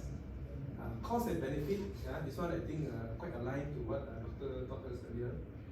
Not necessarily that I provide a high price actually give you a good quality, right? So a reasonable cost versus luxury benefits, this is actually what the customers are looking for. Accommodations, bed, mattress, room ambience, because some people are very particular about room ambience, the lightings and so on. Room services, this is also one of the key factors in providing the good quality hotel systems. Facilities, okay, today people that book hotels can beside tourists, they also can be business people. So what they want to have all the accommodation inside within the hotel, like gym, sports, probably like tennis and so on. ATM machines for cash withdrawals. Some tired customers, they're looking for foot massages, right? Sport massages. Some bring family, they would like to have family karaoke. Laundry services is also important. And kids playground. Kids playground. Those are all the swimming pools. And food menus and varieties. It's not a boring menu, but essentially there's varieties that everybody can actually have an option to choose to eat, including breakfast, lunch, and also dinners. Convenience stores. You can see some hotels that have probably 7-Elevens or menus and etc. So for people that don't forget something, then they can go and get it from here. Hygiene. Hygiene also is an important factor because like today hygiene, when we talk about hygiene, we can talk about dust hygiene, we can talk about bacterial hygiene and so on. So some hotels, especially even we have in Malaysia, for example like the Holiday Inn Express, the KLCC, they actually link up with a hygiene supplier and they provide a standard in a hotel. You go to the toilet, you go to the room, they put there 99.9% sanitized and clean. So when we go in now, we can feel the atmosphere is really like very warm. Yeah, very good. Good feeling, right? That you are the message has been washed, for example. Safety, that is also a priority for all of us. Physical barrier, link, police, ambulance, first aid kit. So some hotels they have their own tier team, emergency response team. So in case anything, they will come and assist as a quick support. Services like internet service, shuttle service, kiosks. Some people prefer Netflix because they just want to stay in a hotel, they don't go out. So hotels, Netflix, and luggages. This was actually a feedback from IS, in Dubai. Most of oil and gas they go for platform offshore. Sometimes they cannot carry along the luggages, so the hotels just provide services just to park your luggage for the So Japan hotel also. Oh, Japan also. So things those are the advantage. Advanced technology, digitalization. Some people use AXS card, some you use tax system and so on. So you don't need to carry the keys everywhere. So these are the advanced technologies. Reward and points. So each time we stay to invite the regular customers, they give you more discount, rebates, points, and so on. And of course, importantly, the workers, right? Because the people that come to a hotel are different culture, different race, different countries, and so on. So diversity and competency about the customer service, how they approach customers.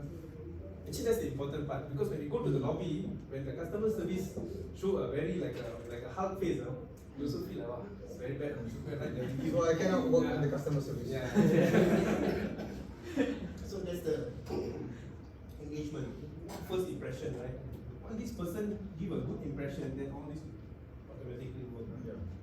Anything? So this is You want to some of the inputs that critique? they stop. Disagree? Multitasking. And the one I think can add is the time of stay. Currently we have an issue with the check-in at 3 p.m. We have to check out by 10 a.m. 10 a.m. Yeah. That's also correct. We never. I experienced that, but we never. So but some hotels I think in the Not all Captain 12 o'clock. already now they announced that you can check in and check out based on your check-in time. As long as it's 12 hours. Yeah, which hotel is that? I can't remember, but the one But my it was one in Johor, Holiday Inn, close to next to Holiday Plaza. But now they no longer have that facility because they need to have more janitors. Exactly. That's the problem. They have it, and then they need the janitor is standby because we're not sure what the checkout time, right? So we have to. If I were to compare with Japanese hotel, this one, we have to put luggage. Where? No. This one is very important because when we stay in the hotel, we check in, then we want to check out for a while, for 2 days, because we are going somewhere, so we want to leave our luggage. That's very important in Japan because we like to travel light, but we can afford to rent the room in the hotel, but we will come back. And also, I experienced in Japan, Tokyo Stay Hotel in area Surugada area, they have washing machine in the room. In the room. They get it for that particular room. Washing machine and then cooker, stove, but electric stove, and then they have all the cooking utensils in the room. But room, Japanese hotel is very small, very small. But they have those utilities. Yeah. What else? Clean, hygiene. Nowadays, I don't want to go to homestay anymore because I don't trust on the hygiene, especially the bed lining and the pillow. The Airbnb. Yeah, Airbnb. It's too big to manage. Sometimes house too big to manage. The clean room guy just see where that. Sometimes they call grandmother to grandmother old already, so I have less energy. But you just pull the bed liner, not change the bed liner. So what else? Anything you like to share? Kid playground is kind of trend in Malaysian hotel nowadays. For example, in Piana in Johor, Senai, they have very convenient, very big kid playground at level 2. I went to East Park Hotel in Yogyakarta. They have many playground in the hotel. It's like hotel for kids. It's very good. Yeah, East Park Hotel. And the price is so cheap, 140 ringgit per night. How do you think? Very strange. Sometimes some they say check out at 11, check out at 10. So that time only you wake up, enjoy breakfast. Yeah. Then you need to rush for check out. Okay, what do you learn from this session this morning? Anything? Before we go for lunch? Different industries have unique quality aspects. Huh? Different industries have unique quality characteristic. Okay, what? Team building. Team building what? Because of the group discussion. This is group discussion. This is active learning We only see activity. the screen only. But I'm talking about what is your what do you learn from this session? Key characteristics, quality, The requirements are important. requirement. Because everybody has a different. If you want to provide good quality services, I think you should identify all these characteristics. Yeah. I realized that all the 1, 2, 3, 4, right? All these are the service industry. None of it is a manufacturing. Manufacturing. That's how I see it. So when you talk about service industry, it's like a people oriented. Yeah. So regardless if it is service industry or manufacturing, there is one important objective. Quality, customer satisfaction. So what we want to say is quality is about satisfy our customer. So we satisfy our stomach now, our To meet our quality. So see you at what time? 2 o'clock is okay? Yes. Yeah, 2 o'clock. See you at 2 o'clock. Assalamualaikum. Okay guys. about Kano model. You know what is Kano model just now? This is what I'm explaining, exciting needs and basic needs. I've give you example about car in 1980s, which is basic. I still remember, instead of fabric lining, they use polymer, PU.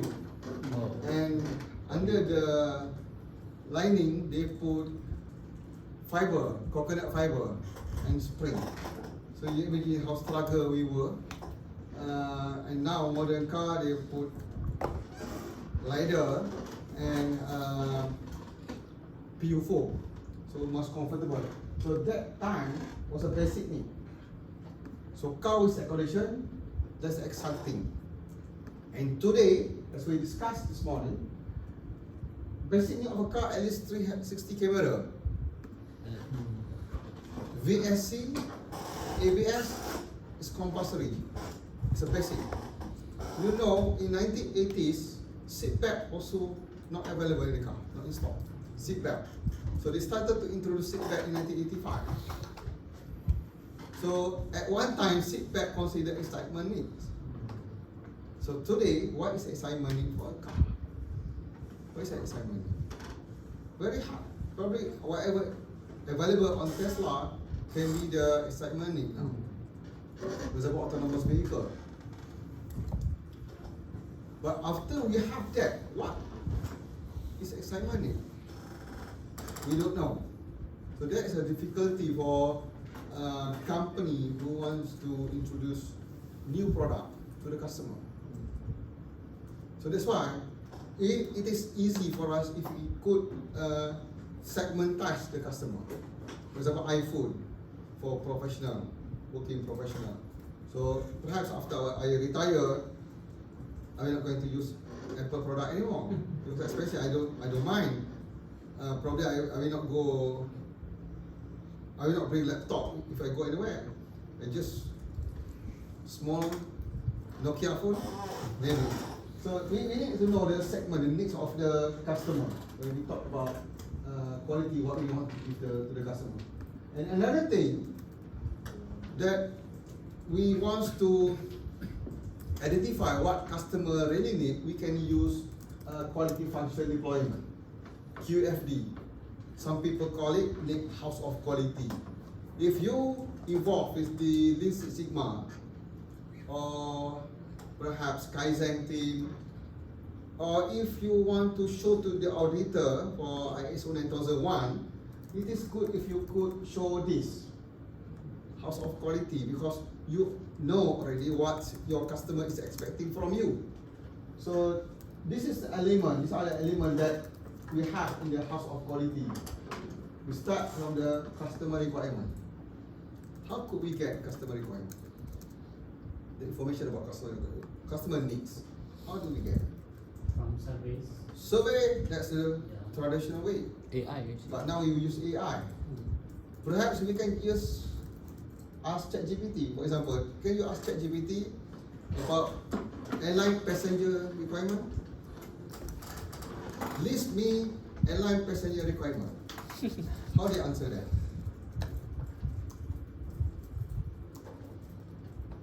Perhaps in the Google also there actually. In the Google also they have, but we need to read through and then find out by our own. But if we ask ChatGPT, it will give us 10 points. 10 points. Okay. Read for me, please. Ticket reservation. Ticket reservation. Valid identification. Identification. Visa and entry requirement. Check-in. Baggage allowance. Security screening. Boarding pass. Health and vaccination requirement. Okay, that is the requirement for the passenger. But as a passenger, what is your needs from the airline? Can you ask further? Expectation. Yeah, what is your expectation from the airline? Give me 4. Tell ChatGPT, give me 4. And they will give you 4.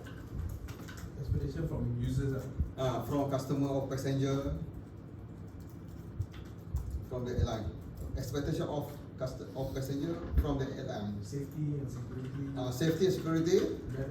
Reliability and functionality. Quality and functionality. Quality of service. Quality of service. Fair pricing and transparency. Fair pricing and transparent fees. Transparent fee. Are you agree with that? Yeah. Cool. So very easy now. Yeah. You can simply ask ChatGPT. So we put it here, customer requirement. Okay.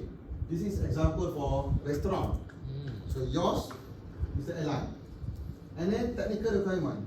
Can you ask ChatGPT what is the technical or technical sometimes it might confuse. Can you ask ChatGPT what are the functional requirement of airline? Can you ask that? Whether they can give you correct answer or not? Functional requirement.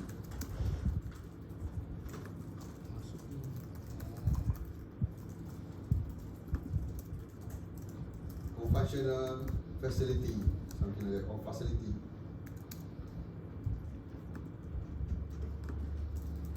You confused? Just package it. Huh? Reservation booking system. Okay, reservation booking system. Okay, that one can be put here. Flight operation. Flight operation. Mobile apps. Mobile apps. Service. Customer service, and blah blah blah. So we can just simply ask the AI instead of we doing the survey. But traditionally, if you want to get the technical requirement, you can ask the regulators.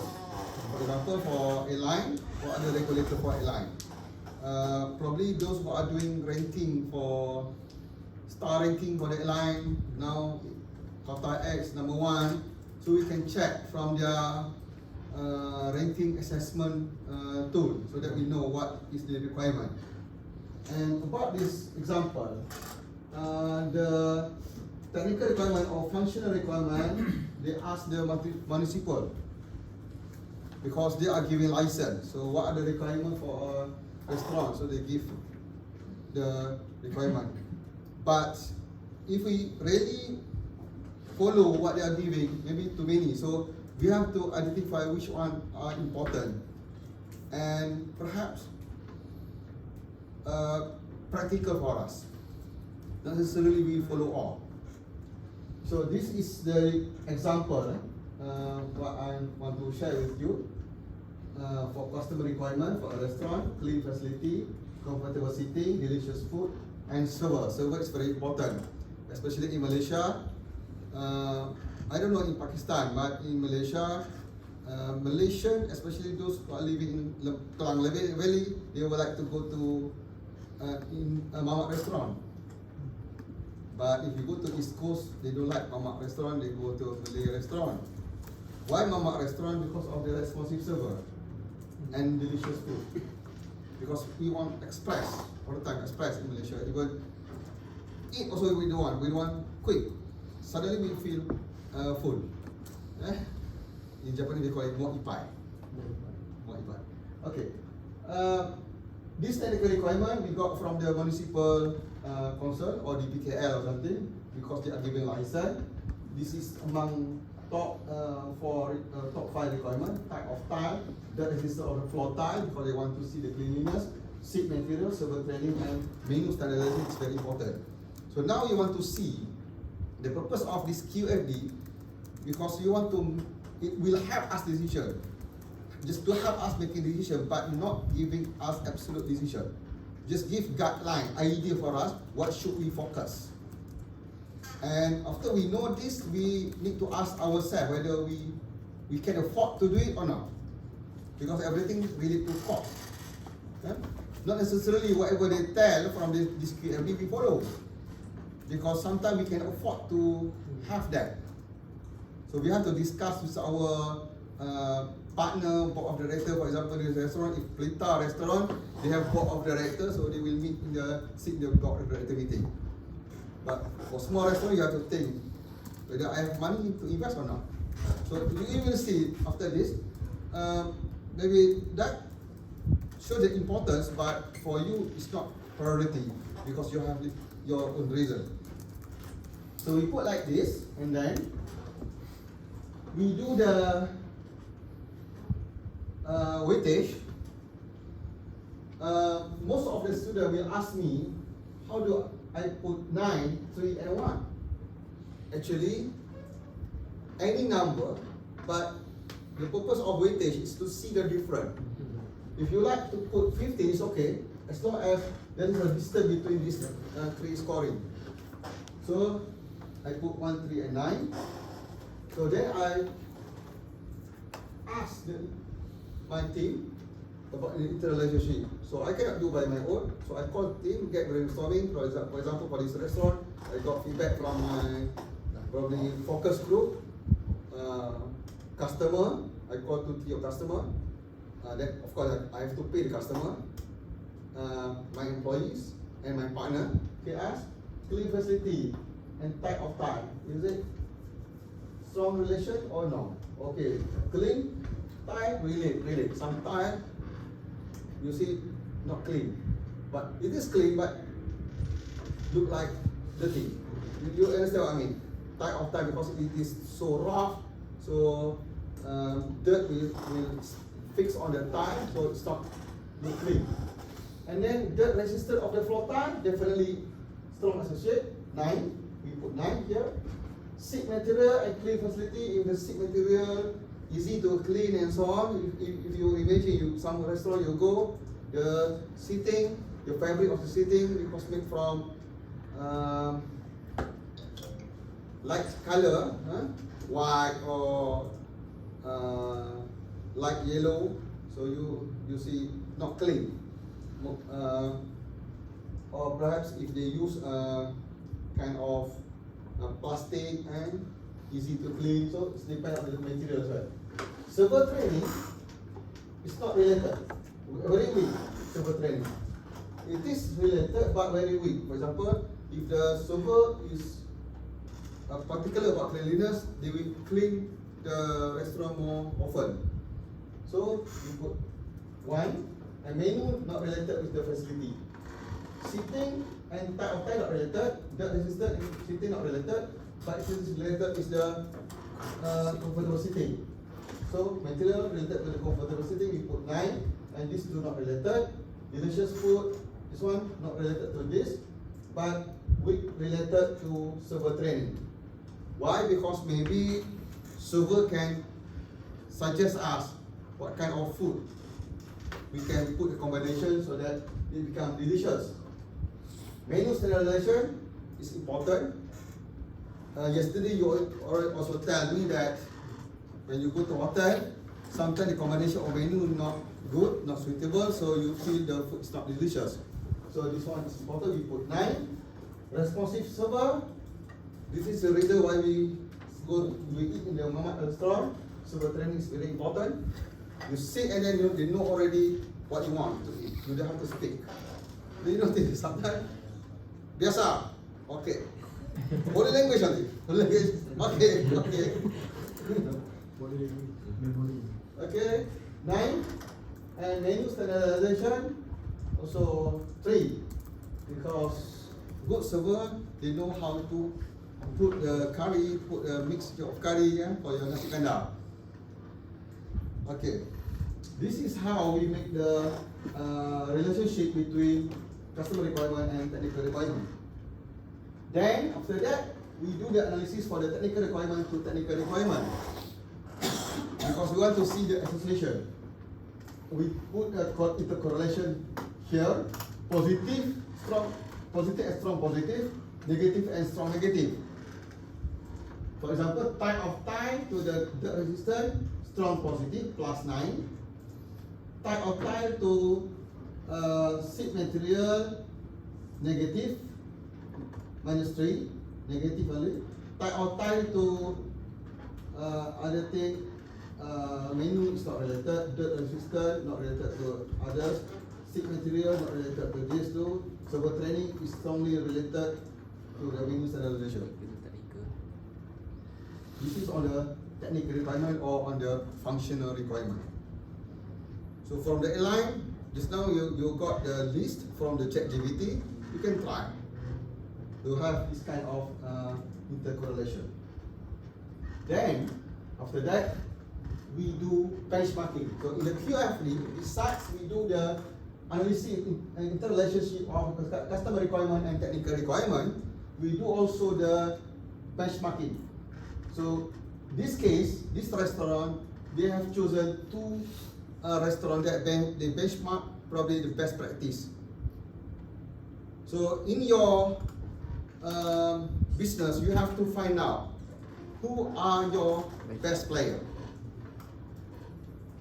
Housing development, who are the best player in Malaysia? EcoWorld, IGM, which one is? Sundarbi, Sunway, UEM. Because I'm teaching project quality management as well. When I teach this one, because that class they have final exam, usually every semester I will ask this question, this QFD in the final exam. Then when we construct this and when we discuss about the benchmark for the housing developers, they said EcoWorld. I don't know why EcoWorld. Because the famous one. Famous one. Yeah. But the house also expensive. Yeah. Expensive. Better quality. So for your business, you have to benchmark.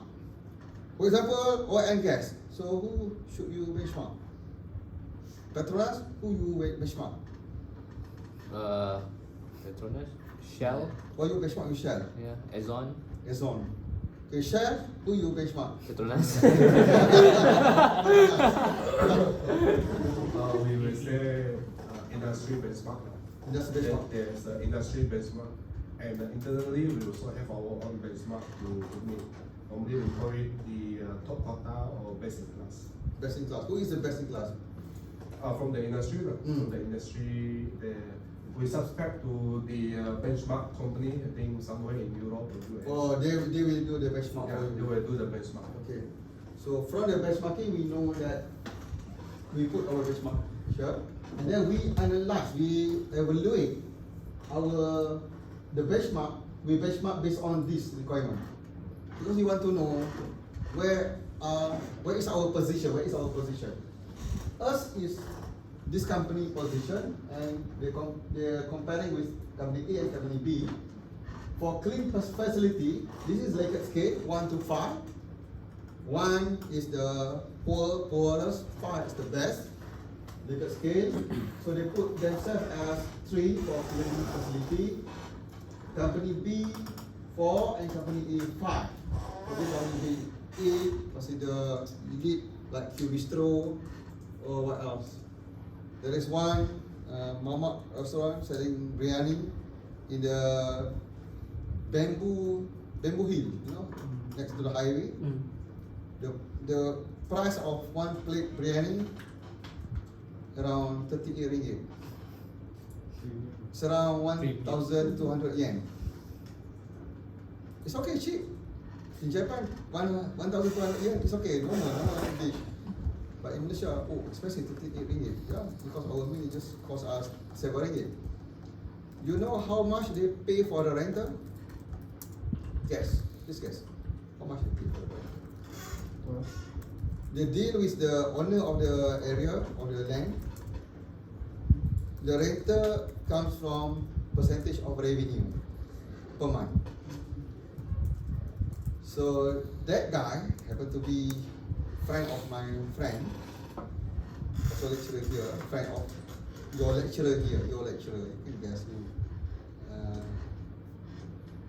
Schoolmate, this schoolmate. He paid to the owner of the land 100,000 per month. So you guess how much is the income at least per month? 1 million. The revenue. The revenue 1 million, and he said he pay for the utility and so on, and then he put aside for the investment because to get the ROI around 300,000. So around 400,000 is the capex. So including the salary, 400,000 for the capex, the rest for himself. And he have couple of restaurants in Malaysia, another 2-3 restaurants. I think also the elite restaurant. So for that one, I think the cleaning facility might be fine because the meat is very expensive. Otherwise, we'll go to the Bismillah. Bismillah restaurant. Okay, seating for this one, they put 4 for themselves. A for the company A, 3, and 5 for company B. Delicious Food, they claim theirs at 4, scale 4, company A, scale 5, but company B, scale 2. Server, theirs at 4, A for 5 for A and 3 for B. This is how they rank using Likert scale for the benchmark. After they have done this, importance. The importance means this is a weightage effect. You can choose any number just to show the weightage. But in order to have this, they need to get agreement with the shareholders. Which one is more important to us? Or perhaps you can ask the customer. Or if they use survey, they can check on the frequency from the survey. They can use the frequency analysis. Okay. Referring to the airline that you have just now, you asked the ChatGPT about the customer requirement on the airline. They given you 4. Can you ask back, out of 4, can you rank me based on the priority? Can you rank me based on priority? So they will rank for you.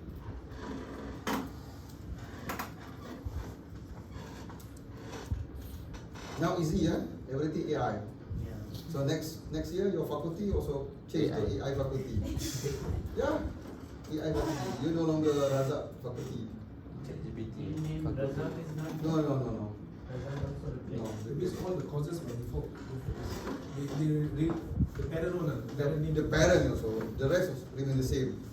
But at we have something called Cairo. Cairo is over there. That's a center of excellence for AI. That's not the one. That's not the faculty. That's the center of excellence. But Cairo also associate to this faculty. Okay, what is the ranking? If you rank safety and security is the first. Safety, security. Second is flight operation. Flight operation. Third is reservation and booking. Reservation and booking. Fourth is check-in and boarding. Check-in and boarding. There's 4, right? So got 8. Okay, no problem.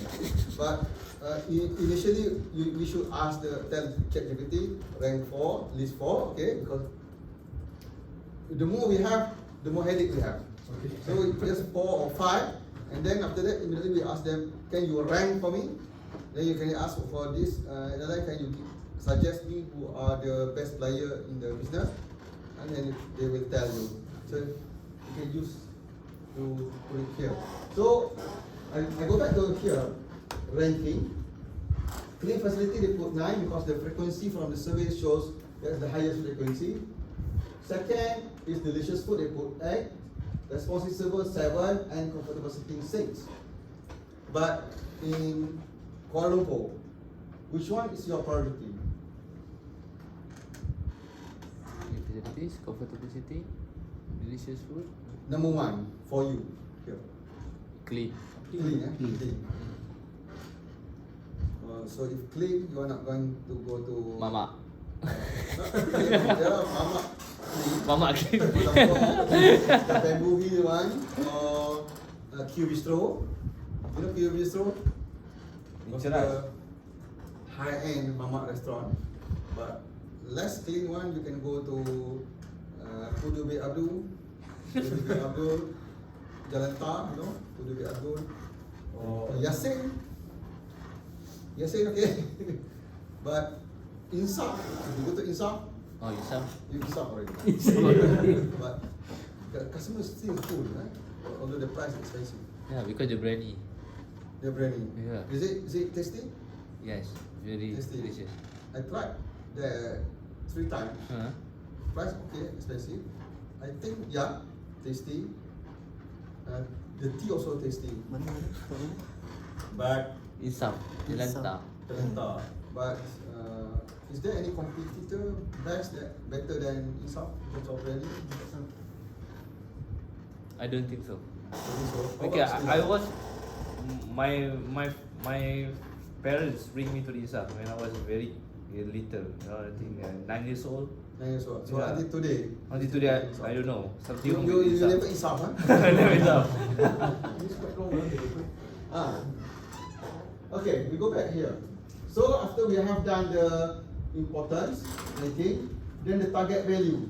this come from this Likert scale. So we compare with the benchmark target value. Currently you are at 3. So discuss with your shareholder. You want to remain at 3 or you want to improve? In this case, you want to remain at 3. Why? Maybe because you think that he cannot improve. For the cleanly, we think that okay, we are clean enough. Okay, if we want to more cleaner, we have to invest. So they can afford to improve. Okay. Comfortable sitting. Currently there are 4, so they said, okay, we can spend money, change the chair and table. Okay, so they put 5 target. Delicious food. They said, oh, ours better. Okay, no problem. Chef, we imported chef from India, so good. 4. Responsive server, they want to remain at 4. See, okay, so as you see here, they only want to improve on the comfortable sitting. It's okay. That is what they have agreed. And then sale point, this is from the survey also. 2 means give higher sale point, 1 lower sale point. This is also weighted, you can decide by your own what number you want, as long as it shows the different. So they know that delicious food and responsive will give higher sale point, but sitting and cleanliness is not really important. Then after that, they multiply all these 3. 9, 3, 1, 27, 5, 6, 1, 30, and so forth. They got the absolute weight. That's why I said, and you can put any number as long as it shows the weightage. As long as a distance between number, it's okay. So from here it shows that delicious food followed by responsive server is important. From this one. And after this, they do this absolute weight competitive assessment for the technical requirement. Same assessment like we did for the customer requirement. So after they have done this, they calculate the absolute weight for this interrelationship. For example, how they got 81, 9 multiplied by 9, they got 27 multiplied by 9, they got 81. Sorry. 9 multiplied by 9, they got 81. Then 9 multiplied by 9, 81. 3 multiplied by 9 plus 9 multiplied by 6, they got 81 also. 1 multiplied by 9 plus 1 multiplied by 8 plus 9 multiplied by 7, they got 93. This is the absolute weight. They multiply by this interrelationship with the importance. Importance means from the survey, or they ask AI to provide the result from the ranking. Just now we have ranked that. So it shows the customer needs. What customer say it is important. They forget about the target. This is the target. The target maybe is whether they can afford or not. But this is what customer really want. So you know, we got the absolute weight. So from here we know that menu standardization is important for a restaurant, followed by these 3. Cleanliness. But the first one is menu standardization. So this is in line with the delicious food expected by customer. So from here, they can imagine, you can have in their mind what they should do to improve the restaurant. And then on the relative weight, absolute weight, 27 multiplied by all these interrelationship, they got this. So from here also shows menu and server is important. So now we have done this QFD factor is okay, just divide by the sum and then you have the factor. But from here also we can make a decision. So what is your decision?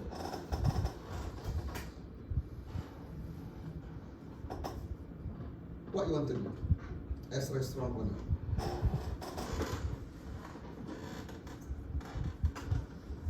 The one is relative weight. Relative weight. You have this to guide you for the technical requirement. You have this to guide you on the customer requirement. So now you want to improve this restaurant. So what you want to suggest? Let's say you are consultant. But we have a relative weight before down there, right? This is multiplied with the absolute weight. Okay. So the higher is. So which one you want to do? Because absolute weight important by the customer and the interrelationship. Relative multiply by absolute weight also related to all this, including benchmarking, and then with the interrelationship. So you can refer to both actually. So, Excuse me, doctor. Yeah. How do we get the value of 744 at the relative weight? 744. This one? Okay. This one? Multiply by 64 plus 3 multiplied by 56. Got 744. 93, just 9 times 60. 93. This one? 9 times 8 plus 3 times 7. Or the highest of. This one? This one? 9 times 8. Only 8, the highest among the 8, 4 and 2. This is your important. 9 times 8 plus 3 times 7. For the absolute weight, we are referring to this importance. Importance ranking. Just now, you also asked ChatGPT to rank for us. The highest rank will be we got the highest weightage for importance. Even in the internet also they have template for this. Besides, you can use this to improve your company. You can use this for your consultation work.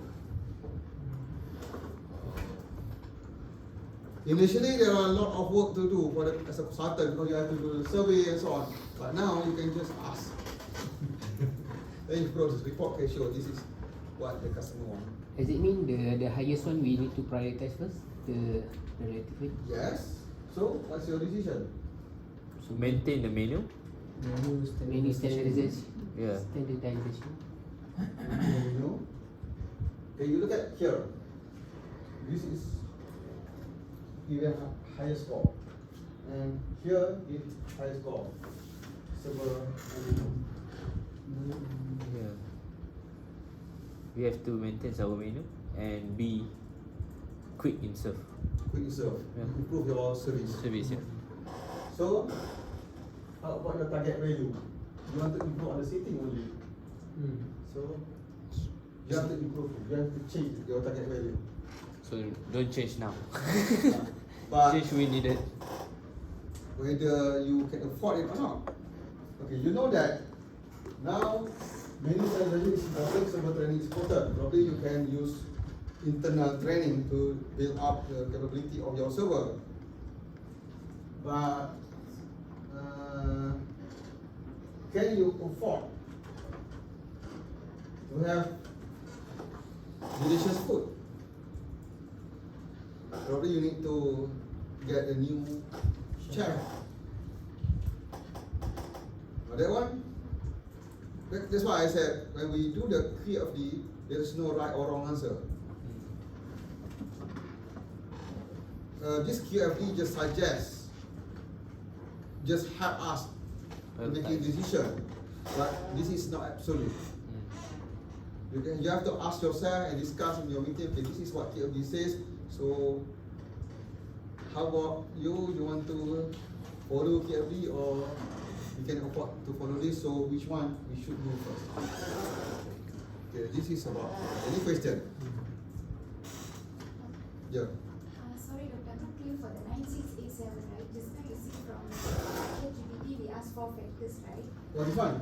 Yeah, 9687 is called. 9687. Yeah, for Okay. the importance. Yeah. So if it's the 4 factors, 4 factor. we Okay. ask ChatGPT, right? uh, But what about the weightage? Meaning if it's The weightage you have to put by your own because we want to know the number highest, medium, low. so can we ask them to rank it by like out of 10 maximum score? How You much? can ask ChatGPT, you can do for you also. But actually, it's not really important because we have to put the highest number show the highest importance.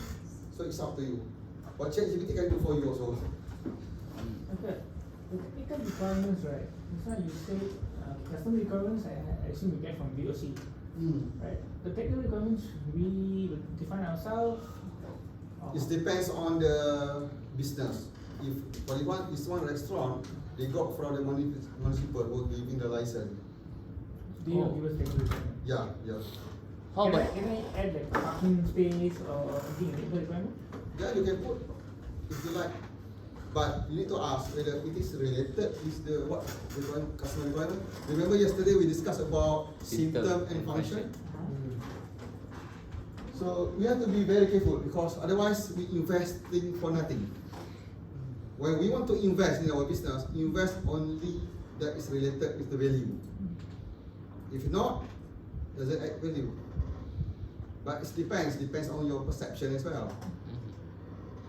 For example, when I give that kind of opinion in my workplace, some people didn't agree because their dimension is different. My dimension, because I come from industry, from manufacturing, I always look on the function because money is important for me. Profit margin. For them, it's okay because we don't mind about cost. There are some researchers when I ask, okay, you want to do this, okay, you want to propose this to Petronas or whatever. How about the cost?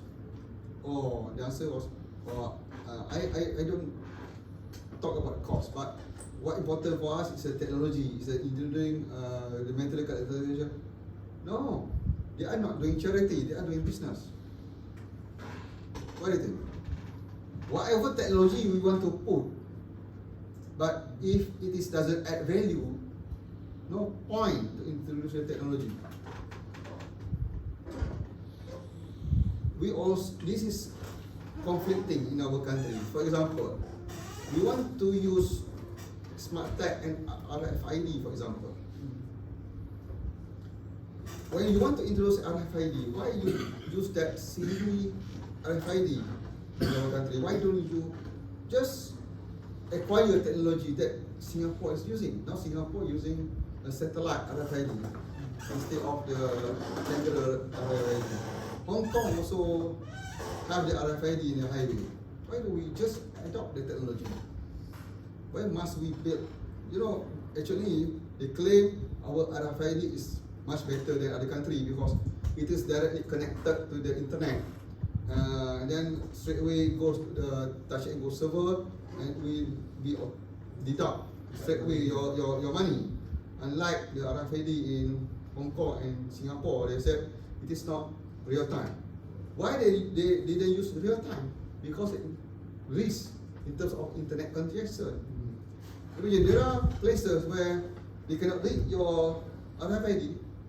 You have the balance there, but they delay or sometimes they cannot read, or you have to slow down very slow your car because internet congestion. Some places internet okay, no problem. But if you go to the LPT, you have problem there. Because I was told that the RFID system they use at the LPT is different than in Kuala Lumpur. Different system, different platform because of some reason. So that's a problem. When we want to choose the technology, we want to choose anything, we have to carefully study. Otherwise, it doesn't defeat the purpose. If you notice now, smart tag is much better than RFID. Smart tag. Previously, we thought that smart tag is useless. Anyway, the system that we are having now, we thought it is not good, but if you go abroad, you will notice that ours is better. The toll collection system. In Japan, they still use gantry like us. They didn't use camera RFID like Hong Kong and Singapore. They still use gantry. But they use a system similar to a smart tag or something. It's very efficient. In Kazakhstan, very funny, the driver have to stop. If the driver do not use card, they have to put a coin or cash into the machine. Very old school. Sometimes we thought that ours not good, but actually people are looking at our system better. There is an analogy. Actually, when I asked one ambassador when I was in Kazakhstan, he was the ambassador of Malaysia in Kazakhstan, but now he finished his term already. When I talk about career, ambassador career, okay, good, your career is better than me, you can work abroad, and then government give you a lot of perks when you are abroad. And the answer was, okay, usually people we look on another field, or the grass and on that field is more greener than our grass. But when you go there, you will notice that your grass is greener than their grass. So it's happened to our people. It's just perception. Maybe you didn't agree with me, but this is what I was observing when I go abroad. Usually when I go abroad, I will start thinking that, oh, I'm lucky to be Malaysian. Even when I go to Japan, many times, every year I go to Japan.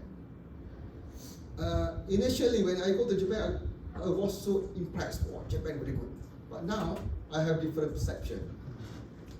Because I can see the grass. My grass is better than their grass. Go to UK. Oh.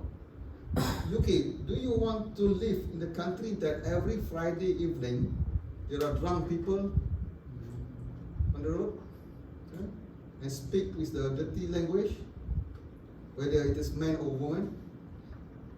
And then sometime during weekend,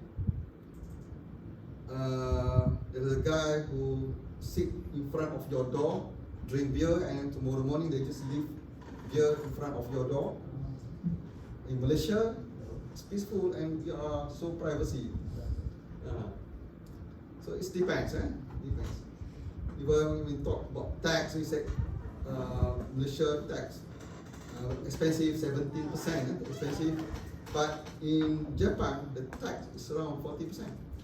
In Europe, how many percent? About 50%? Finland 60, right? 60%. You can compare their benefits because the tax they are paying so that they can afford to give more benefit. Similar to Kuala Lumpur. People said facility infrastructure in Putrajaya is much better. Every person they have their complex kejiranan.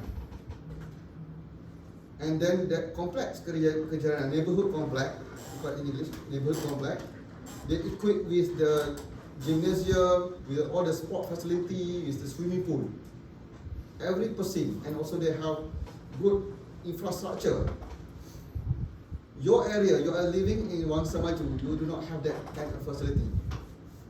Kuala Lumpur. But how much they are paying for their quick rent? Expensive. That's why they got good facility. So we have to compare in a reasonable way actually when we want to make comparison. Many Malaysians especially, when I read from the social media, they keep comparing, but they did not live in that environment. They just compare. Oh, UK give free education. Yeah, free education. How much tax you have to pay? Sometimes you do not have child, but you have to pay high tax. It's unfair for you, but you didn't get the benefit.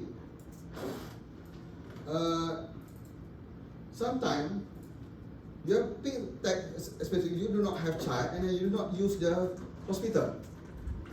Hospital in UK is free under NHS. So in our country, we are quite lucky because we are paying what we are using. We use highway, we pay for the toll. Hospital, if you can afford medical card, you can go to the government hospital. Still, as Malaysian, you can still get the benefit. In this country, okay, tax still cheap. Tax is cheap. Not, it's unreasonable, 17% tax. While other country, quite expensive. That's why our operating expenditure is high compared to our investment. Operating is high. That's not good indicator actually for the government. So that's why government think how to convince public to reduce the subsidy. Now next year they start to introduce tax for the online goods.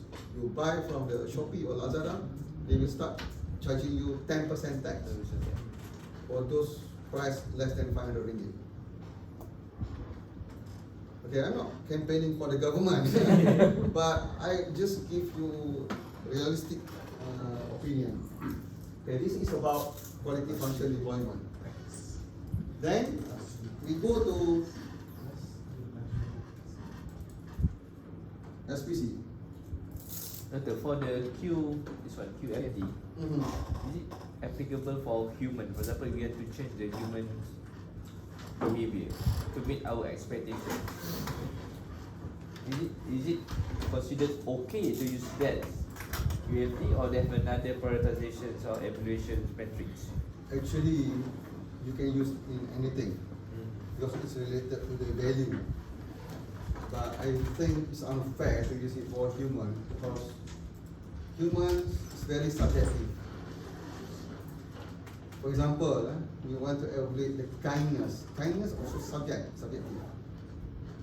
Kind, I'm kind, you are not kind, subjective.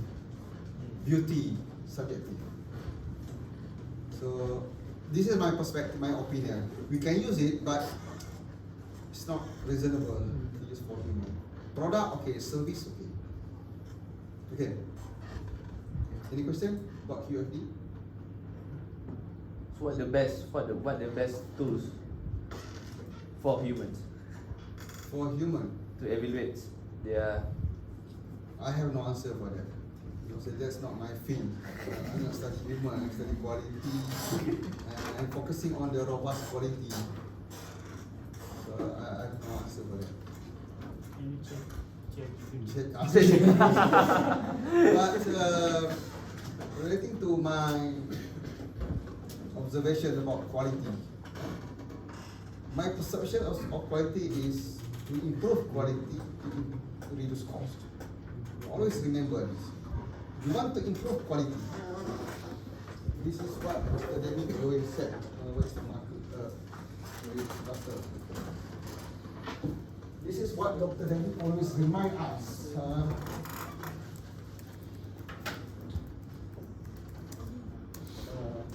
Quality.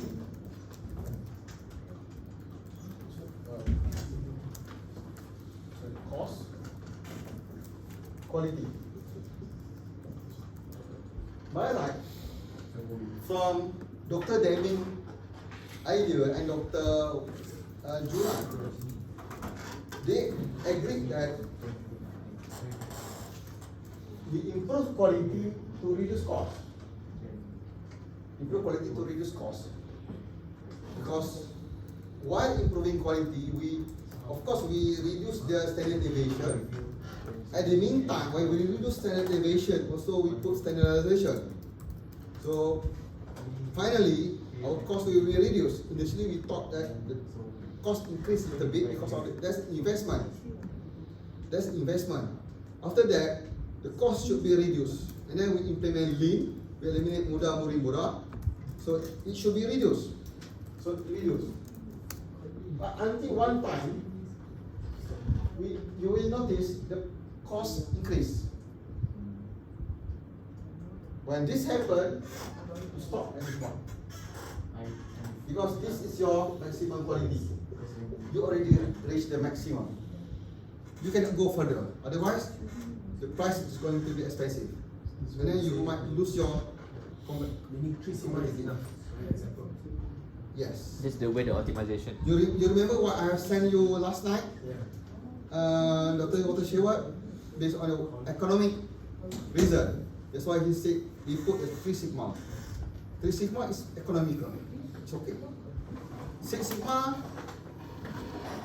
excellent, good. For the company, if they can achieve 6 sigma, it allows them, because if I were to go to the SPC, Pasal 3 sigma dengan 6 sigma. Yes.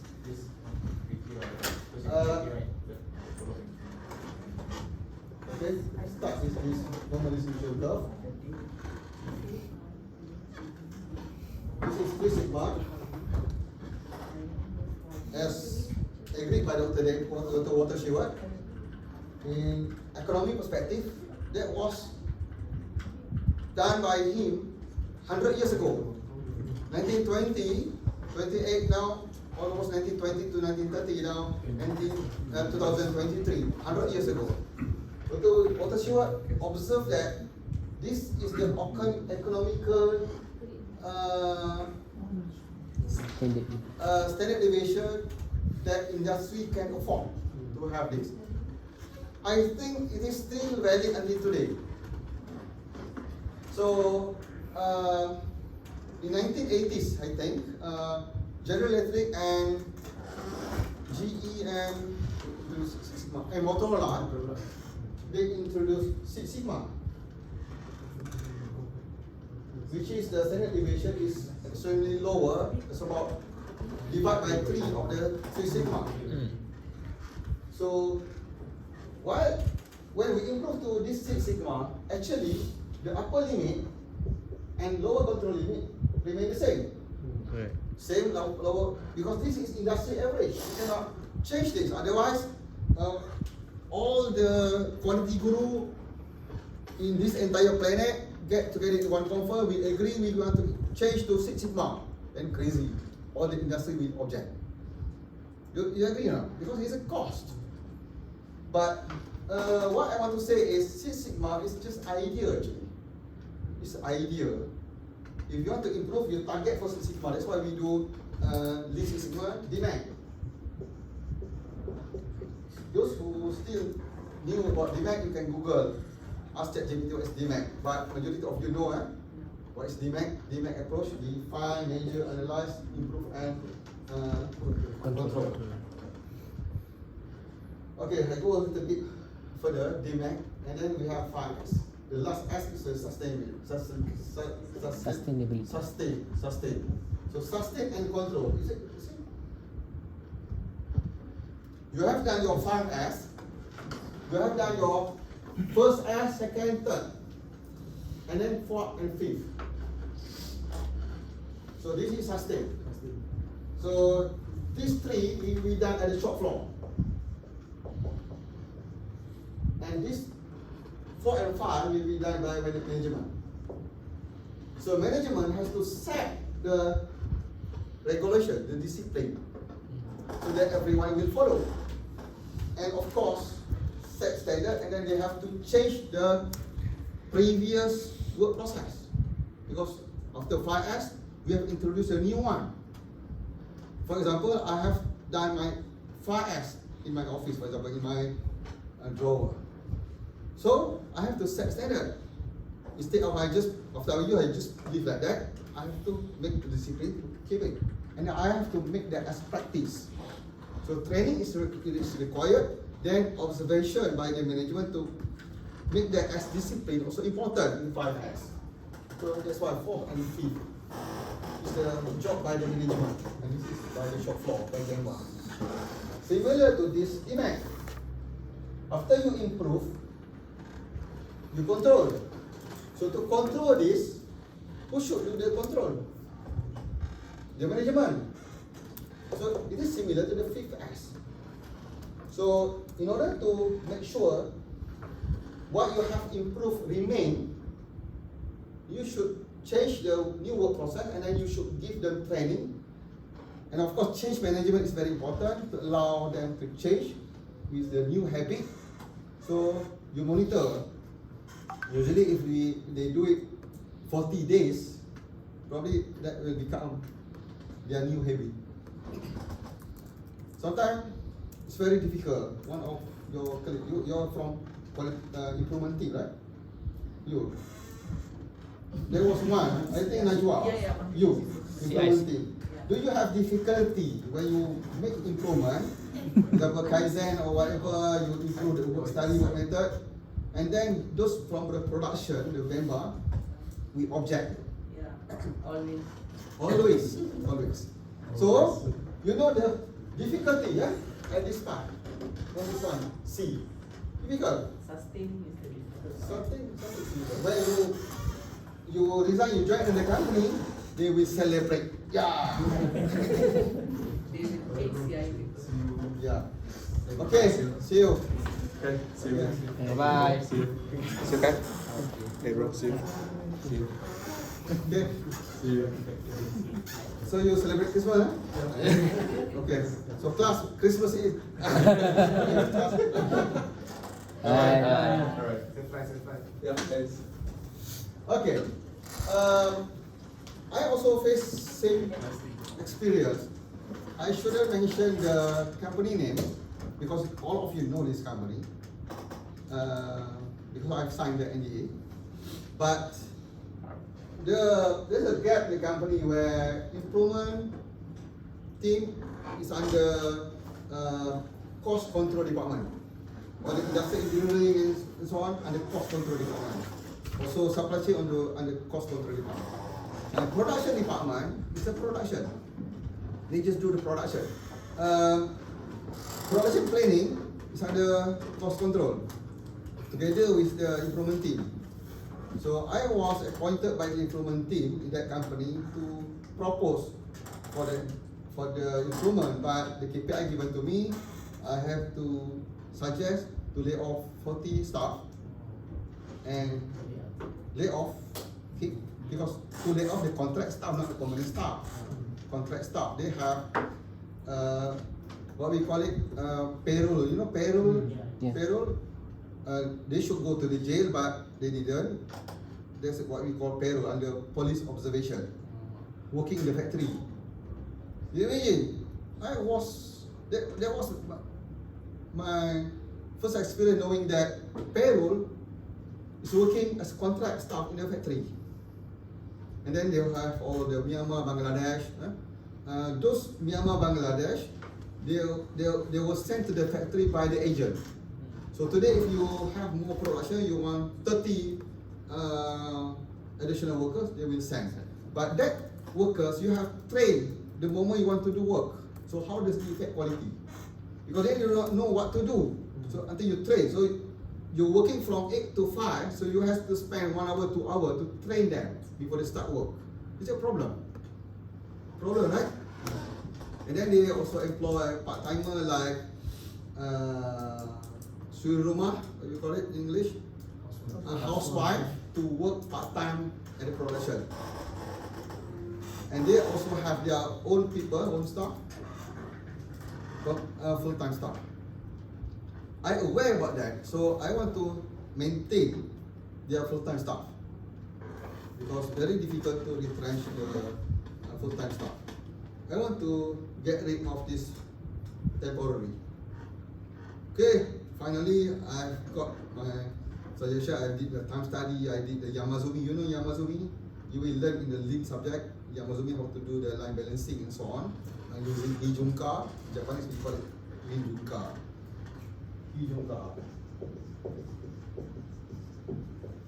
Because we want to avoid the murah. Mudah movie murah. We want to avoid, eliminate murah, we do the Hijunka balancing, line balancing. In the office also you have to do this Hijunka. Because you observe there are staff very busy, not like the Japanese one who sitting in the tourist coffee house. Really busy. And there are staff, relax, 5 o'clock can go home. So if you observe that, you have to do the Hijunka to balance out the workload. But of course, they are not happy as well. They are not happy. Okay. So I face a problem when I do this improvement. When it comes to the line trial, the production will object. There's a lot of reason, or we pushing for the target and blah blah blah. And when we have done I have to do about 20 line or 30 line. There are a lot of variants there. Sometimes I accidentally tell you the product, so I shouldn't tell you the product. Else you can guess which the company. So 30 line, 36 line, for Mr. So only few line give their commitment. So then we have suggested how many workers, how to combine process.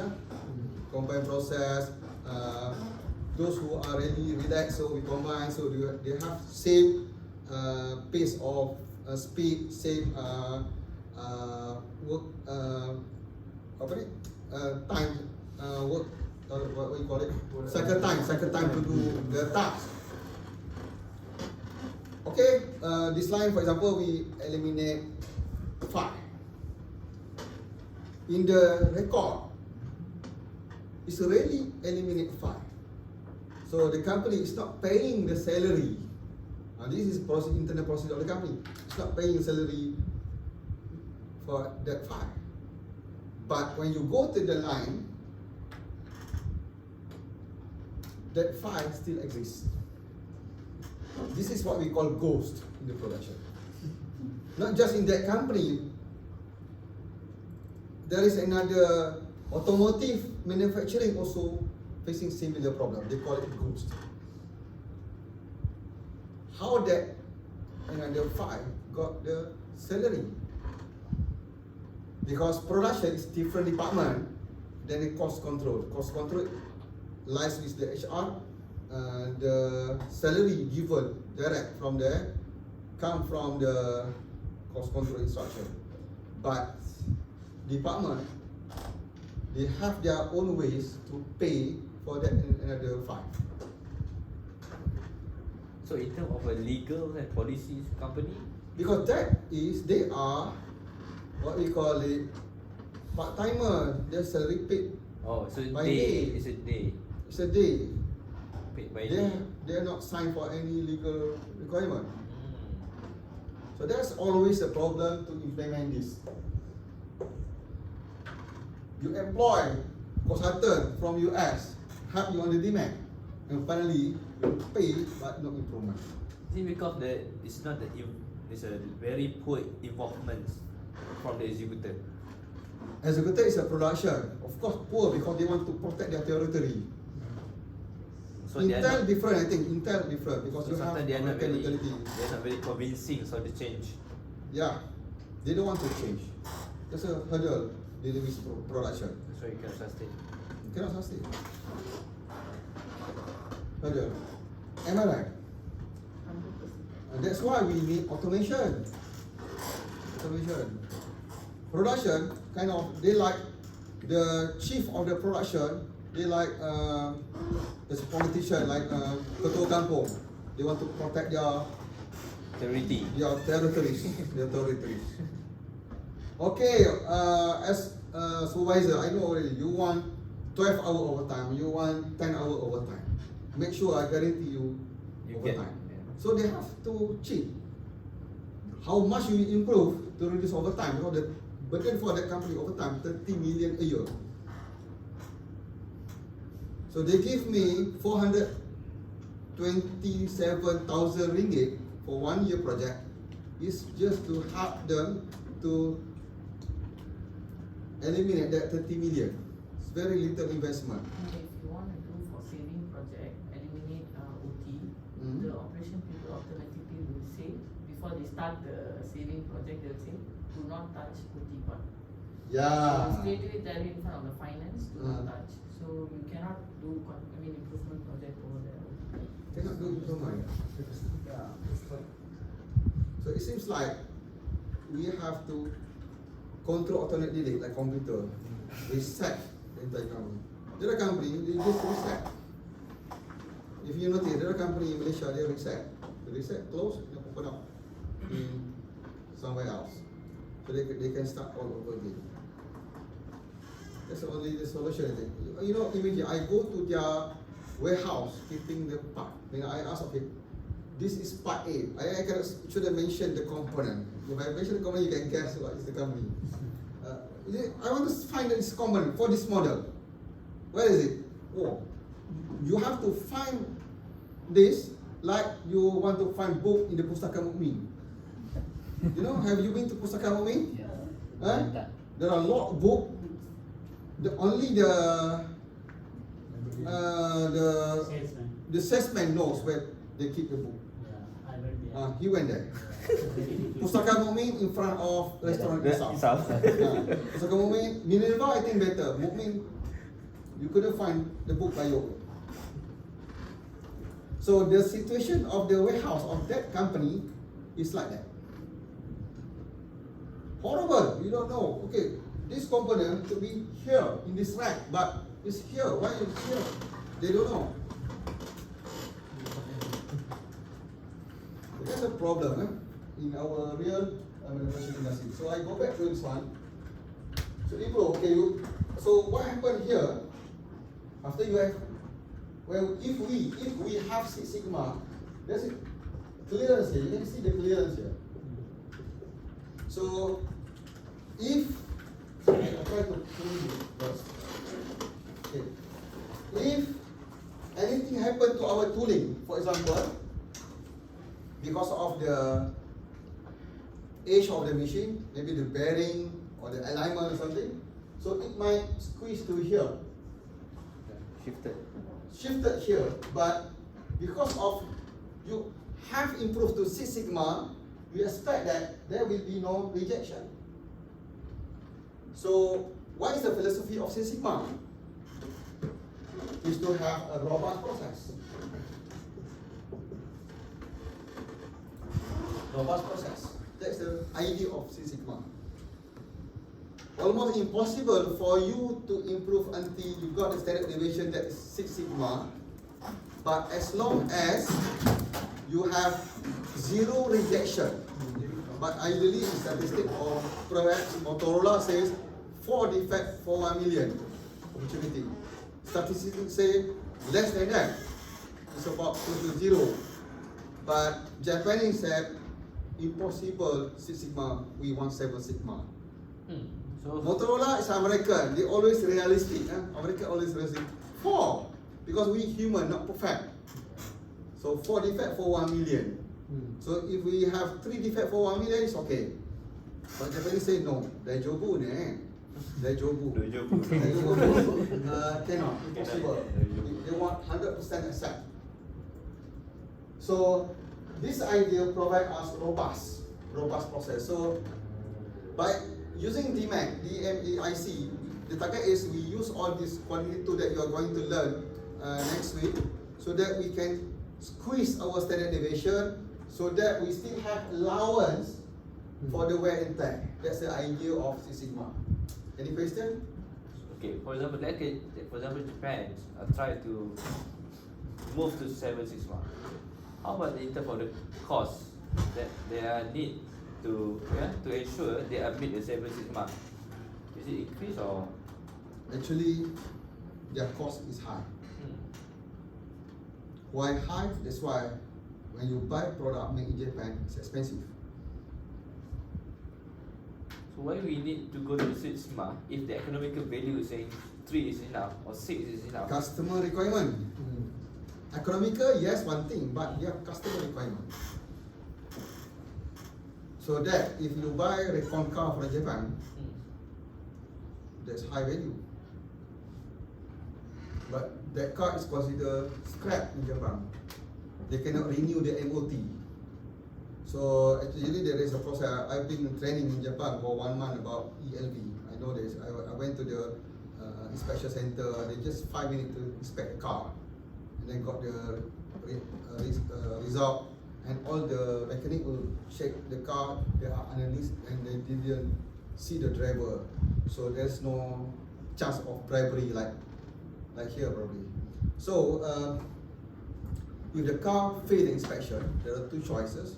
Either they repair the car and then come for another inspection, or they send the car to the scrap yard. In the scrap yard, they will check the car again whether this is suitable for second hand.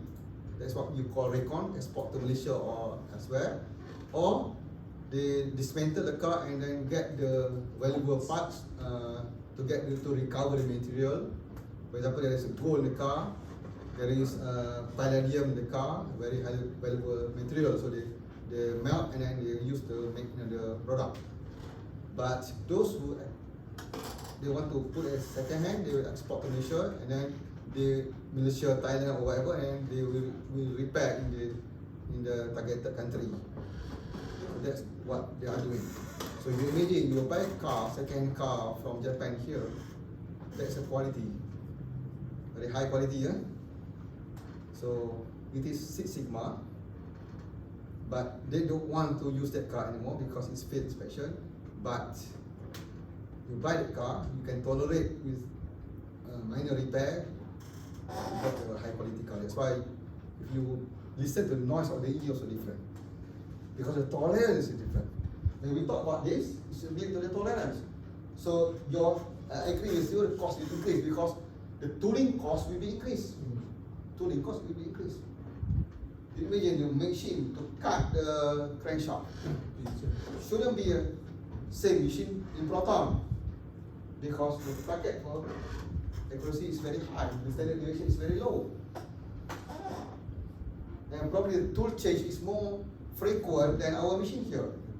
For the CNC machine to cut to do the cylinder block milling machine and so on, the tooling presetting has to be more frequent. So they have to stop very frequently to change the tooling. And of course, in order to reduce cost for that, we call it in lean SMAC, single minute of exchange of die. So they have to improve on the SMAC. That one you will learn is be under lean operation cost. Okay, any question about that? Okay, so I go back to this one. The idea of this one, we stick with the 3 Sigma, but I've explained to you what is the 6 Sigma idea all about. So why don't we turn this way to the counterclockwise? Turn to counterclockwise, it becomes, this is what I have explained just now.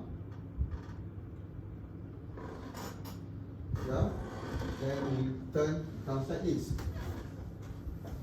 So this is the target value that we put in the drawing, for example.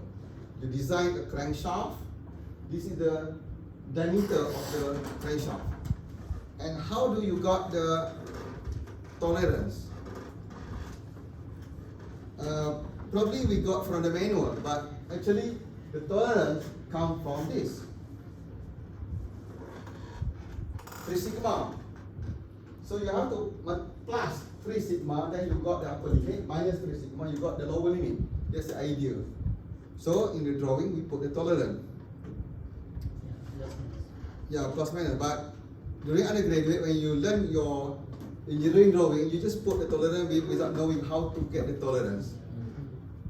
Any of you experience it? Maybe you have better knowledge than me about how to put the tolerance. Usually you find from the manual, but the manual also based on this.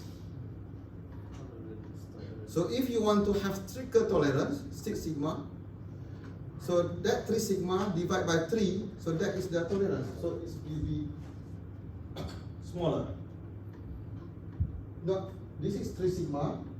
So you divide by 2, this one. So you got the Sigma for 6 Sigma. So if this distance is 0.2, right? 0.2 divided by 3. So that's the value for this upper limit and minus the one value for lower limit. So you have very close tolerance. So you have, if you set that close tolerance, while the internal standard still here, so you have no chance of rejection.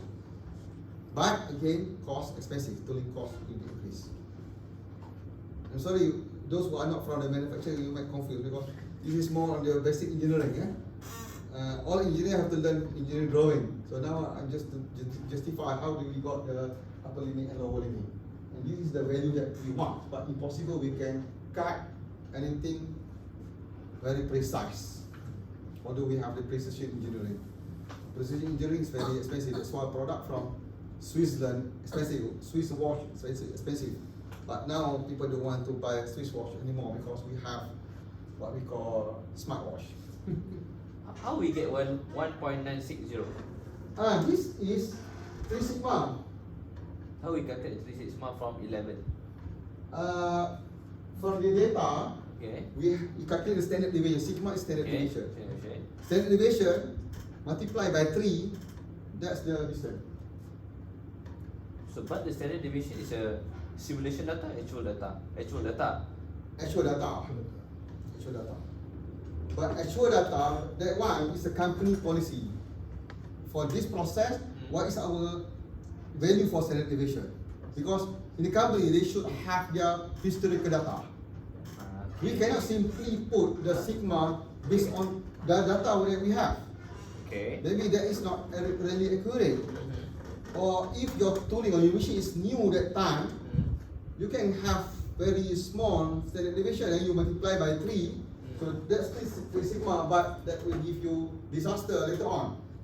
So you have to be realistic, you have to have the data in your probably society automotive, they have their ACE, so they know already what is the sigma for that particular process. So from there, they just multiply by 3, so they have their limit. Because last time when I was in a concrete industry, so I become one of the QC. I monitor the quality of the concrete. Okay, so we have a 1 day, 3 days, 7 days, 28 days. What call it? Quality strike. Queuing. Okay. So during that time, I'm not sure. I don't know this 6 sigma everything, but I just plot this graph. So that's why during that time I was thinking, because actually, for example, the grade 30, for example 30N is 30 normal, right? That should be the strength at the 28 days is 30. Okay, so the 30 is because of the middle, right? So in terms of standard deviation, we are not sure. There's no any record saying that what the standard deviation and the particular years or the particular days or what kind of reference. So in terms of that, how are you going to translate this the available data right now that we have into the 3 sigma or 6 sigma evaluation? There is one way. Actually, we can simulate that. We assume normal resolution like this one. This is really not this one. Normal resolution, 3 sigma. There is a statistic way actually for you to reverse engineer to get this value. I cannot explain here because it's more statistic. But in practice, we are not doing that. In practice, either you base on your own company, if you do not have a good society, you base on your company data. For example, for 1 year, you have data for 1 year. For that particular 1 year, you calculate the standard deviation. That is your capability to produce that for that sigma level. So you multiply that by 3. So, but if you have association like automotive, they have their standard. I believe the concrete or cement producer, they have their association, but I do not know how they collect or keep the data that related to quality. But automotive is very established. Because of course we don't want to overspec, right? Because we are wasting. Why for your case, for example, why you have to refer your own data for 1 year? Why? Because if you refer to another company that is more efficient, for example, the one that you mentioned, European one yesterday, Lavash, maybe their sigma is smaller than Seremban Cement. Yeah, Seremban. And then that caused disaster to that Seremban Cement, so they have lot of reject because they are referring to wrong standard. Because we have to compare apple to apple. That's why somehow or other the benchmark is also important here. Okay, is that answer your question? Okay, alright. So just get I think just get the baseline, and then for improvement we change the SD. Yeah. Okay. Then what to do? This is just example X bar R chart. So what we want to do is we have the data like this. Sample measurement, we call it subgroup. This one is called subgroup. Subgroup or sampling, something like that. So let's remain standardized as subgroup because this will be the population and this is a subgroup. Each time we collect the data. Because this is X bar, is average, the bar is average, the mean. So we have to get a couple of reading, 4 or 5, 6, whatever. But actually this is it will affect the formulation also actually. Later I will show you. So let's say we read 4 times for this one. This is a sum, and then this is the average. 112 divided by 4, we got 28. So the range, the highest 33 minus the lowest 24, we got 9. Similar to others. Is it okay? Yeah. Yes. With the range. Then from here we plot. We just plot accordingly. X bar this one, range this one. How about the middle line? The middle line is we take the average of all the population, or perhaps we plus this, then we got the total divided by how many data that we have. We got the average. Basically the average of all this. And how to calculate the for range, also average for range. Total all this divided by how many subgroup we have, we got the average. But how to calculate the upper limit and lower limit? Average plus 3 sigma. If you love statistics, you can calculate the sigma. But actually easy for you to calculate sigma using Excel. Easy. But you have to aware about there is a difference between standard deviation for sample and standard deviation for population. The difference is on the formula divide. You can open up your Excel, click half, type standard deviation, STDEV. That is the formula, the short form for standard deviation. And then half will show you standard deviation for sample and standard deviation for population. So the difference for population they put n divided by n, and for sample divide by n minus 1. That's the difference. Oh, number of sample. N is number of sample and the subgroup. So the small n is here 4. 4 minus 1, 3. The capital N population. How many population we have? 1 until how many? So if you use the Excel for population, if you wrongly give the command, this is the command in the Excel, STDEV,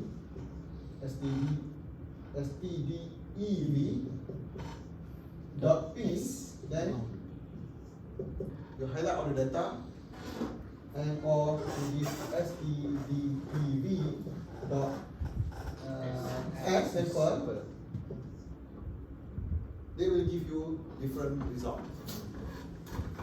Because you are using Excel, and then later you calculate by your own, you know which formula you are using. But this time, you use computer Excel. So you know, you have to know what is the command for that. Okay, forget about the graduate. Last time you calculate, your lecturer give you tank data is very difficult because you have to plus all that. Usually in the exam they give you 5, so you have to calculate. You got your answer. Compare to your next time, okay, correct. Compare. That's normal undergraduate. But now postgraduate, you have to use Excel. Because in the company, when you involve in the DMAC team, Lean Six Sigma, you also use Excel, and then you have to plot using Excel. OBI is very advanced, so okay, no problem. So My experience when I visited a company, they use Excel. Excel is a basic level. So in this case, we are using sample or as a population? Population, to calculate the standard deviation for this one, the sigma for the upper limit and lower limit is based on the population. Sample is all for this one only. This is sample. Okay. Population. So we use this stdev.p. There is another SPC. They call it standard deviation and R chart. So for that one, you have to use stdev.s to calculate this. So you have to highlight this. Give command equal stdev.s, highlight this, and the Excel will give you the standard deviation for each. Then you plot the standard deviation chart. When you want to use standard deviation chart, when you want to use the X bar, it depends on how many sample we have for each subgroup. Later I will show you. For this one, since we have only 4, it's reasonable to use average. But as engineer, we don't bother about the number, whether it is standard deviation and average. The number, the difference is very small. So why must we give headache? Because when we want to calculate if you do manual, very difficult to calculate standard deviation. But if you accept, okay, you just give command. But engineer, we don't like to do that. Statistics like to use median. They plot SPC for median, they plot SPC for standard deviation. But for us, engineer, X bar, R chart is good enough. How about this calculation? The last time I do the concrete, I not compare to the mean, but I compare to the targeted value. For example, as I said, mentioned the 30n. So all is a minus 30 instead of a minus mean to calculate the variance and standard deviation. To see how it deviates from the targeted value. Oh, you just compare, okay, this is your target, and this is what you got. So do you have the lower limit, upper limit? Yes. It depends on 3D, it's even 3 sigma. You can do that. If you have the value for sigma, I think it's okay just for the practice. But if you want to show to the third party, because that is not standard approach, so better you have SPC. Because we want to say that how accurate the result that we get. You show how accurate, but based on one sample. But we want to see the trend of your entire week or entire month of production. Yeah, but the quality target is 30. Yeah. So everything is a minus 30 instead of minus mean. Minus mean. So you are more on the lower side. For example, this is target 30. Okay. This is upper. You have the sigma, then you got 30.01, for example. This is 29.09. Okay. So yours always here. Is it what you're saying? No, 30 is a targeted. We try to shift the mean as a 30 as well. So that's mean majority of the distribution at the 30. At 30? Yeah. Well, you're perfect. No, that's the target. So that's why everything we start with the 30. So we see where we are now. This then we is try your to mean. shift This is it. your requirement. Yes. Then you have the sample, you take your sample. Yeah, they see 30. Yes. Then you take the sample 30. Then it's good lah, right? Good, perfect. But surely it's not. So that's why the baseline, let's see, we are minus everything with 30 because we minus with the targeted value, and then to see where we are, the curve, and then we try to twisted it. Value, this is what you want. Yes. Then you test your concrete, you got maybe 32, 31, 35, okay. And then you see the distribution is like the bell curve is like this. Like this. Then you got here. It's not good lah. Then you got this one. Not good lah. Reject. Is it okay or? That's a normal, is common lah. But why do you plot this way? So that you can see the trend. Whether your trend towards upward or downward. Sometimes we also see that to identify outliers. Yes, right? So when we do the normal distribution, we discard the outliers. Yeah, we delete the outliers. After this, I will show you how, because this is the outlier. After this, we will deal with this outlier, how we're going to do that.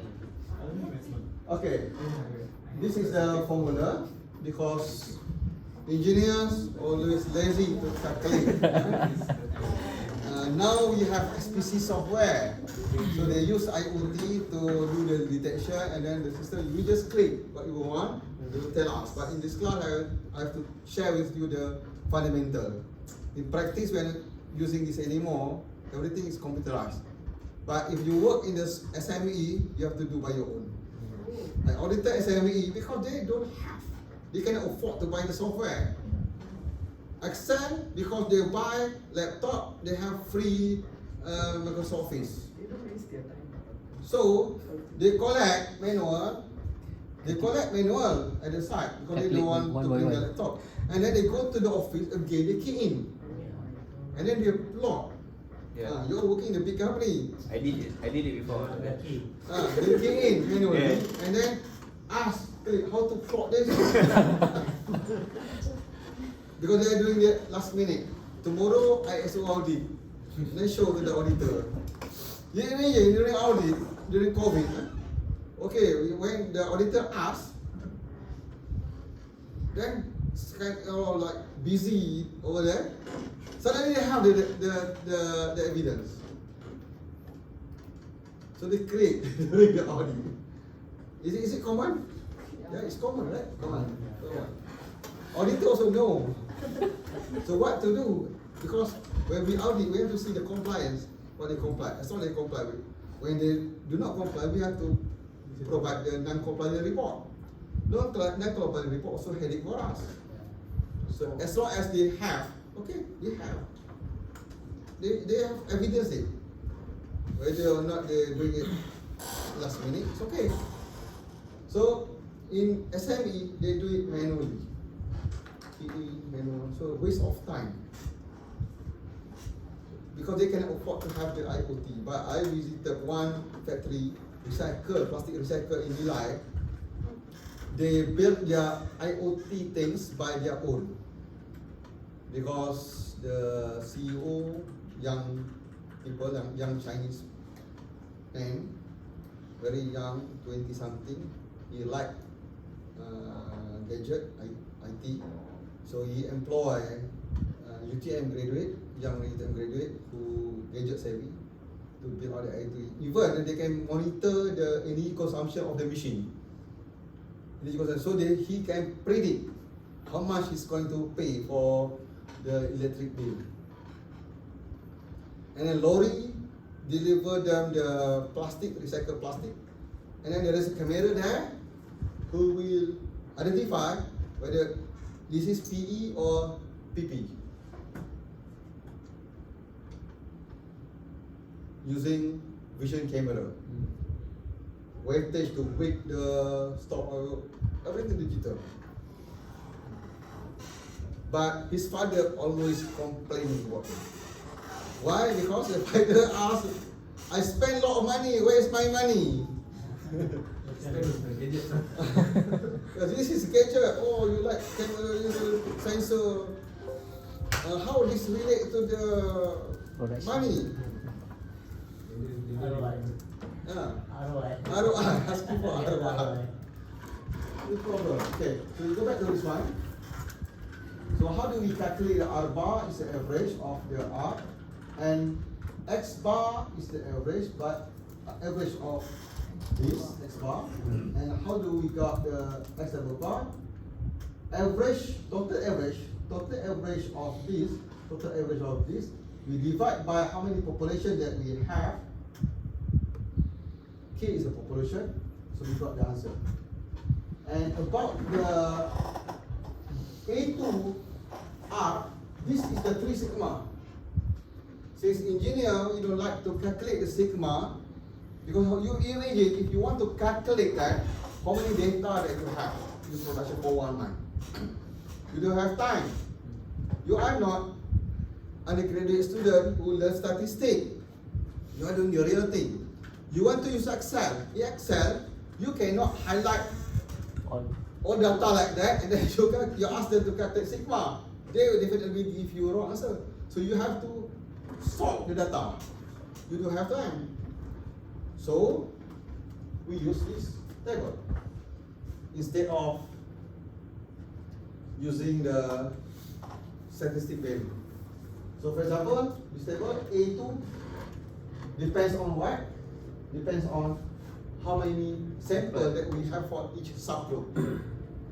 So for your case, if you want to know what is the distance for the upper limit, for each testing, you have how many samples? Let's say 3. So 3, so your A2 will be 1.023. Then you multiply by your range, R bar, average of range. So we assume that is your, what we call 3 sigma. Maybe it's not that accurate, but it's acceptable by the industry.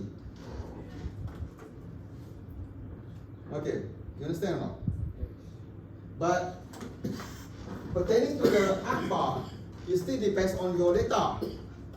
It's really unfair if you want to take R bar for that particular week or particular month.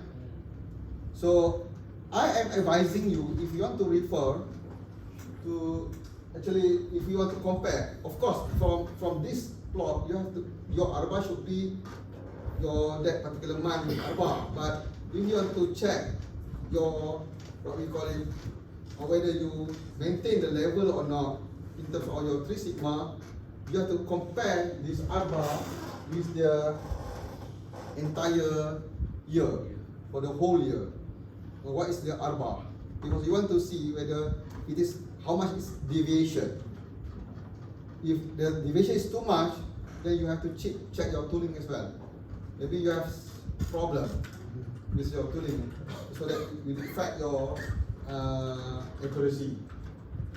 Accurate is still accurate because it still lies on the mean, but if you have accuracy problem, that will affect the distribution of your data. And basically R is related to the tooling itself. Yeah, distribution. Tooling, maybe the raw material as well. For example, when you cut crankshaft, for example, crankshaft is cast iron.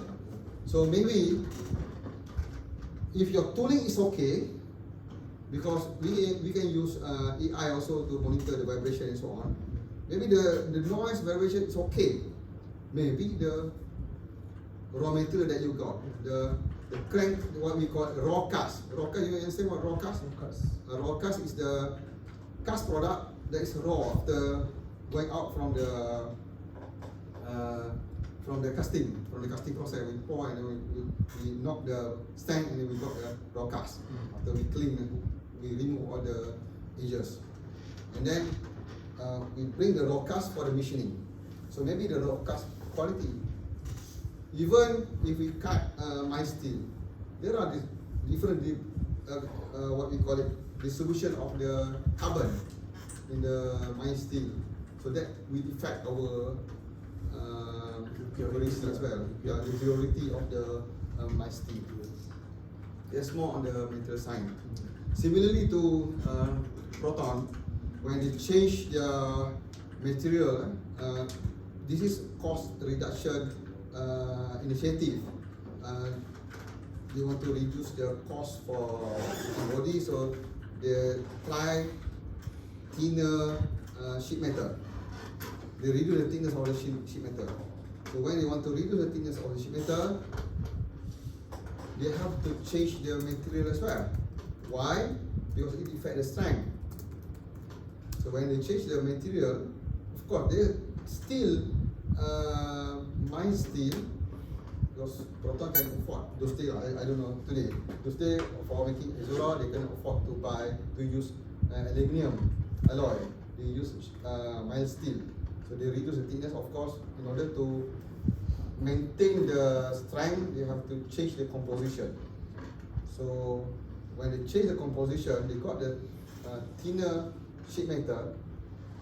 What is the problem arise? They overlook the painting side. Because when we paint the car, we have to do the galvani, or what we call it? Electroplating to protect the body from the corrosion. So they have problem on the electroplating, then after electroplating they send to the painting. And then they have problem at the top, especially paint is not really stick there, and then at the fender side. So that's why the height is the plastic molding at the fender, at the door underneath, and upper side no one will look after that, so they just ignore. And that one on the painting. So they also have problem on the stamping. When we want to stamp the sheet metal on the die, there is a calculation, stamping force and so on. And then the clearance of the die depends on the material as well. So when you change the thickness, the dimension of the die should be different, because the clearance should be different, and then the stamping force also different. So they have problem, aging problem. So they need to rework that process. So they need workers to do the after process rework. So there's a cost. So they want to reduce cost on the material, but they incur cost for workmanship and process. So finally, they didn't reduce cost. So what I want to share here is, when you want to do cost reduction, it must be holistic. Shouldn't consider, okay, only R&D reduce cost. How about the process? That company, they didn't get feedback from the process, because it's focused, okay, R&D. Okay, so we go back to this one. So A2, because previously we have 4 samples for each subgroup. So 4, we take 0.729. We got the R value, R bar, X double bar. So this is the answer. So the X double bar is 6.12, R bar is 2. So we have the value for upper limit and lower limit. This is how we do this. And then we have this upper limit and lower limit. So I would like to share with you, because this case we have only 4 samples for each subgroup. But how about for this case we have 10 samples for each subgroup? As engineer, no problem if you use X bar. But statisticians, they are not happy with this, because they said if we have log n, we should use standard deviation chart. But we forget about that. That's the, what you call it, school of thought. Statistician likes accurate things, but we don't mind, as long as we got the result. So for this case, if we have 10 samples for each subgroup, this is subgroup, 7, 6, morning, afternoon and evening, maybe night is one. They take 10 samples, then they got the X bar and range. I think you know already how to get this X double bar and R bar. So when we have this 10 sample for each subgroup, this table we only have 6 until 6. We cannot use this. We must use the big table like this, 10, so E2 is 0.31. So E2 0.31. So after 6 samples for each subgroup, we start to have lower limit for the R chart. If you remember the graph, this one, we do not have lower limit for R chart because we only have 4 samples for each subgroup. If we have more than 6, we are going to have lower limit for the R chart. And remember, the value for A depends on how many samples that we have for each subgroup. So, calculate as usual. We got the upper limit, lower limit, and then the double bar, and then our upper limit, lower limit for the R. So what happened? This is what you asked me just now when we have an outlier. This one, outlier, this is upper limit. I think you already know how to get this lower limit, upper limit, and X double bar. So now we have this outlier. We cannot just simply move this upward because it depends on the A2 and our R. R bar is actually the deviation. R is related with the standard deviation, but because we want to simplify it, we forget about standard deviation, we just use R. But the indication is the same. So we have to delete this. We eliminate. In practice, what do we do? Actually, this is following the book. If this sample subgroup number 7 represent 100 pieces of production. This is sample. What should we do? There are 2 ways.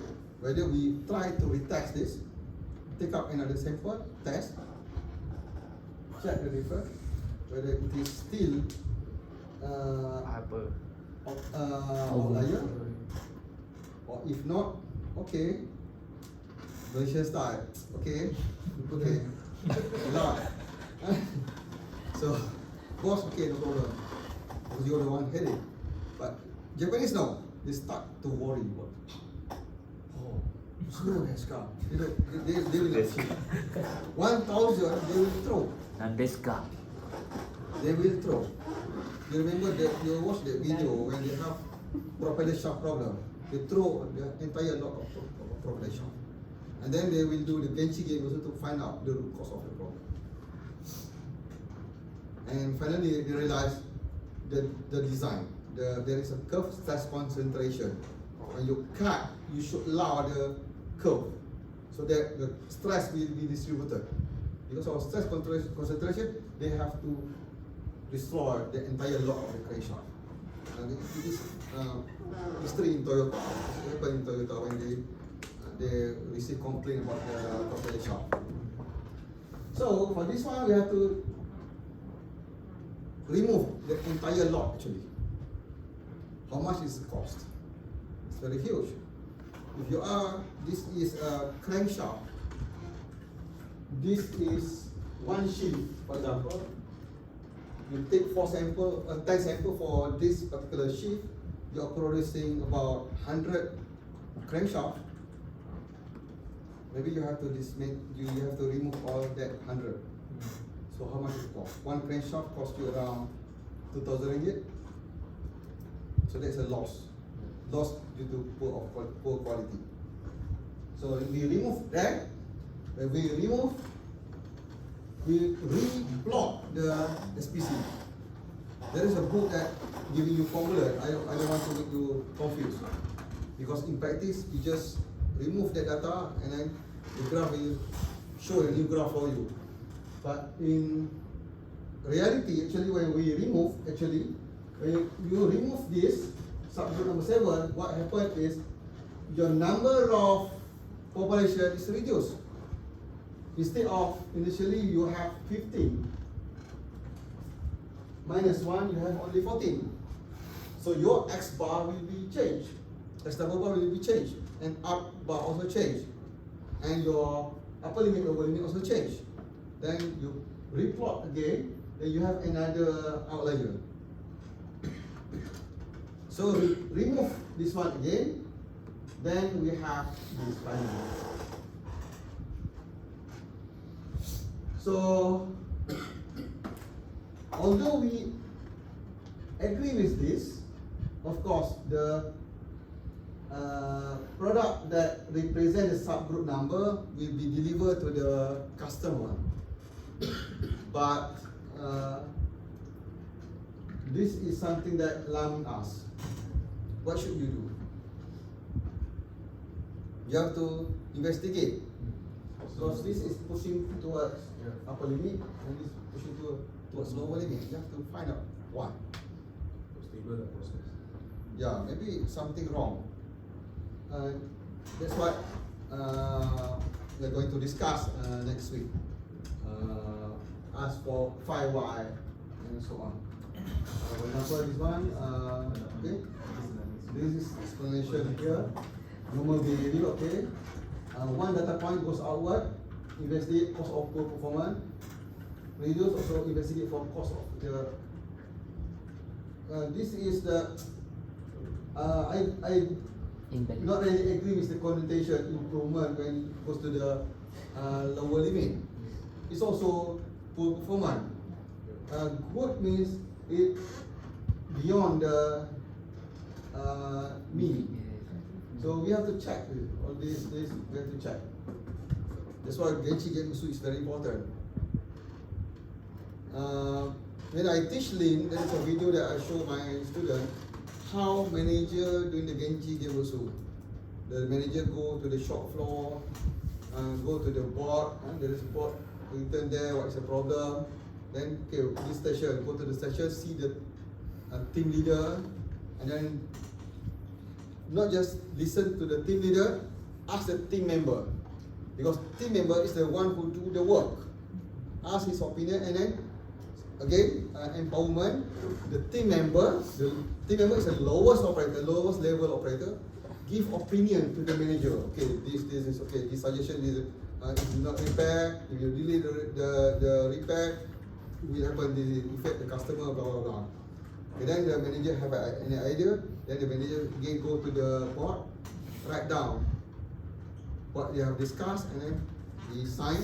Then chop the income. Japanese always bring the stamp. They believe on the hand signature. That's American. British use the hand signature. Japanese use income. Similar to Chinese use income because it is registered. They registered in the government office of income. I have one income which is registered, but I don't know whether it's still valid or not. I have a registered income under my name. Then put income there. So later they will make the follow-up, and then the manager will inform the maintenance department that there is a problem that they need budget to repair and so on. So that's how the manager do the HG also. So you have to do this actually. When you have this kind of phenomena in your SPC, so you have to investigate. So to answer your question about the company, whether or not we just based on the what you got, whether it is close to the target or not, whether without plotting the SPC for the entire week or month, my suggestion is better you plot it because you want to see the trend, you want to see the behavior.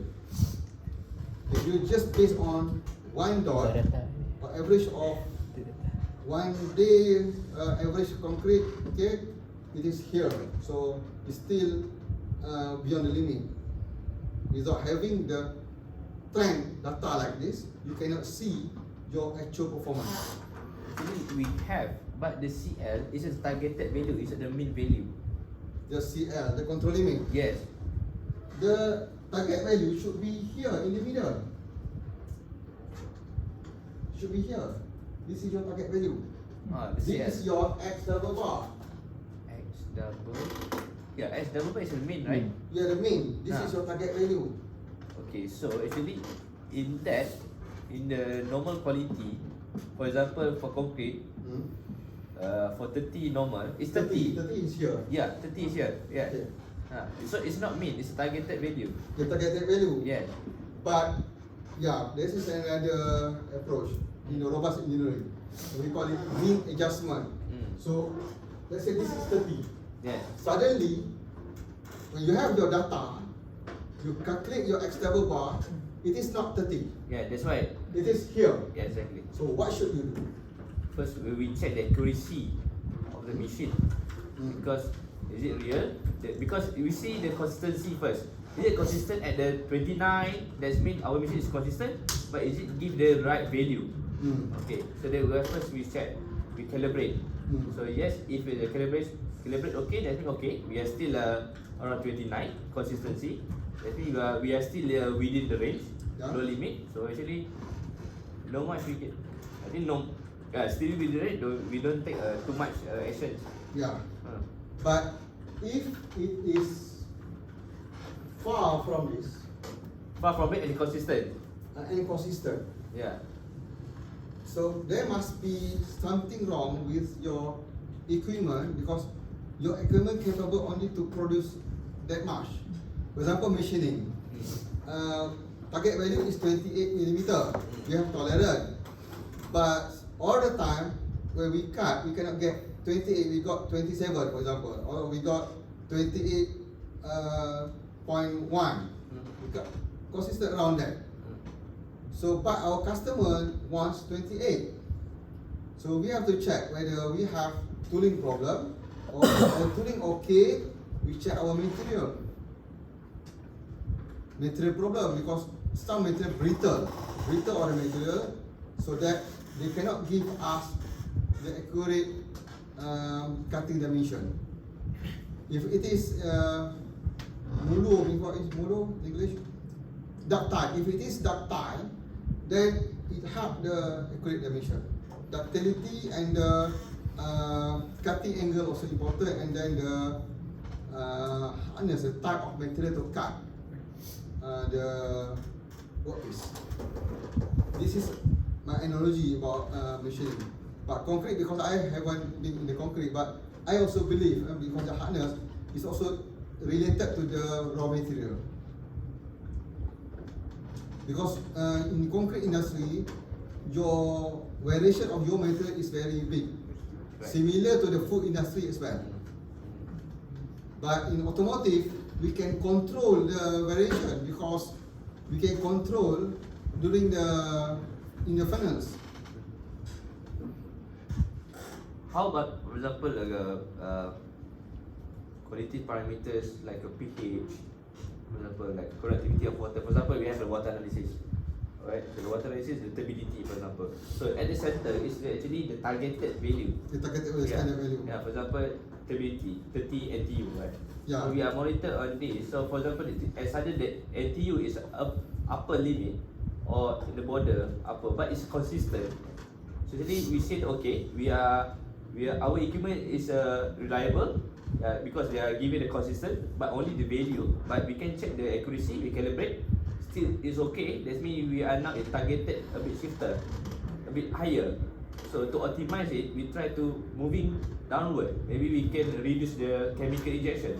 For example, that's what we do. Yes, I agree with that. Okay, let I give you one example. In technical method, robust optimization, that approach we also call mean adjustment, adjust mean. Okay, let's say our control factor is the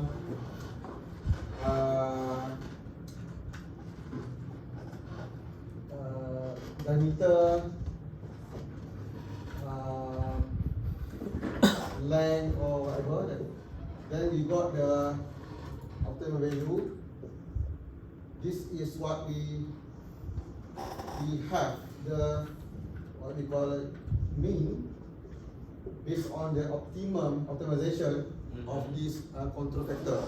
So we know that the diameter should be this much, length should be this much, maybe material should be this material, and from there theoretically we know this is the value that is optimal. This is based on our design, but the market says they don't want this, they want this one. This is by market. or by the standard. So now it's become our new target, right? Yeah, we new are target. moving, we are shifted But to the right. Our design doesn't give this value. I think similar to your water quality. But our data shows there is a distribution there. Yes, we have to shift. So what should we do is we shift the mean. We do the what we call mean adjustment. Okay, right. When we do the mean adjustment, that's why we need to do statistics as well. In Taguchi, we use signature noise ratio. So from there, we know what are the variable is important. In statistics, we use ANOVA. So using ANOVA, we know also what are the variable that is really important, highly significant. That's statistic. But in Taguchi method, we call it high signature noise ratio. So that is highly significant. So we adjust this parameter so that we can adjust this. But let's say we have 4 parameters that is important, for example. Out of these 4, we can adjust all the 4. We adjust one by one. We give priority to the lowest cost. The philosophy is cost. We adjust at the lowest cost. If we feel that length is cheaper than others, so we try to adjust length because we have the range for the length, for example, Y to X, for example, the value for value. Okay. So we adjust the value, whether or not it will shift the length, the mean. If we can get this mean, and then we stop. So that's it, done. This is how we do in what we call a design for quality. So in selection of the for example, you have a 4 for the contribution factors. Yeah. So we select prioritization based on Cost. the cost or the contributions, the R2 value. Contribution, they are contribute. But okay, whichever they are giving more. The highest contribution, of course, we have from our ANOVA, we know R square. Probably this is the highest contribution. But the highest contribution not necessarily we can afford to do this because cost. So better we refer to the cost. Better we refer to We cost. try at the lowest cost, whether we can adjust the mean or not. Then if we can't, we try another one. So we call it we perform like a metrics performance Yes. evaluate. Yeah. Similar to the water quality, you want to adjust so that the water quality will shifted to the standard. For example, Shabas, they have standard for the water quality. So they know what are the variable that important, that really affect the water quality.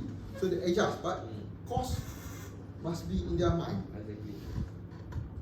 This is different. Academic university lecturer, they always think about the value. Oh, the highest, of course, the highest can shift the mean. Can you afford to do that in industry? And sometimes you cannot, in practically, really, you cannot move that. How could you do that? Although it is really influenced. So we have to be realistic. But that's why sometimes in this issue, we are more concerned about the celebration and also the consistency. For example, if the mean is 11, but we are now consistent at 10.5, for example, still within the NL, UCL, level limit.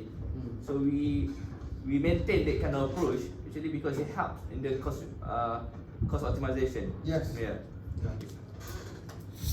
Okay, let's answer the question. Okay, because now 4:45. Last night I've given you data, and I have teach you how to get the upper limit and lower limit, X double bar, and how to calculate the X bar for each subgroup. So in group of 4, please learn together how to plot the SPC. So in this 15 minutes, can you do that? And can you help me to stop the recording? Okay.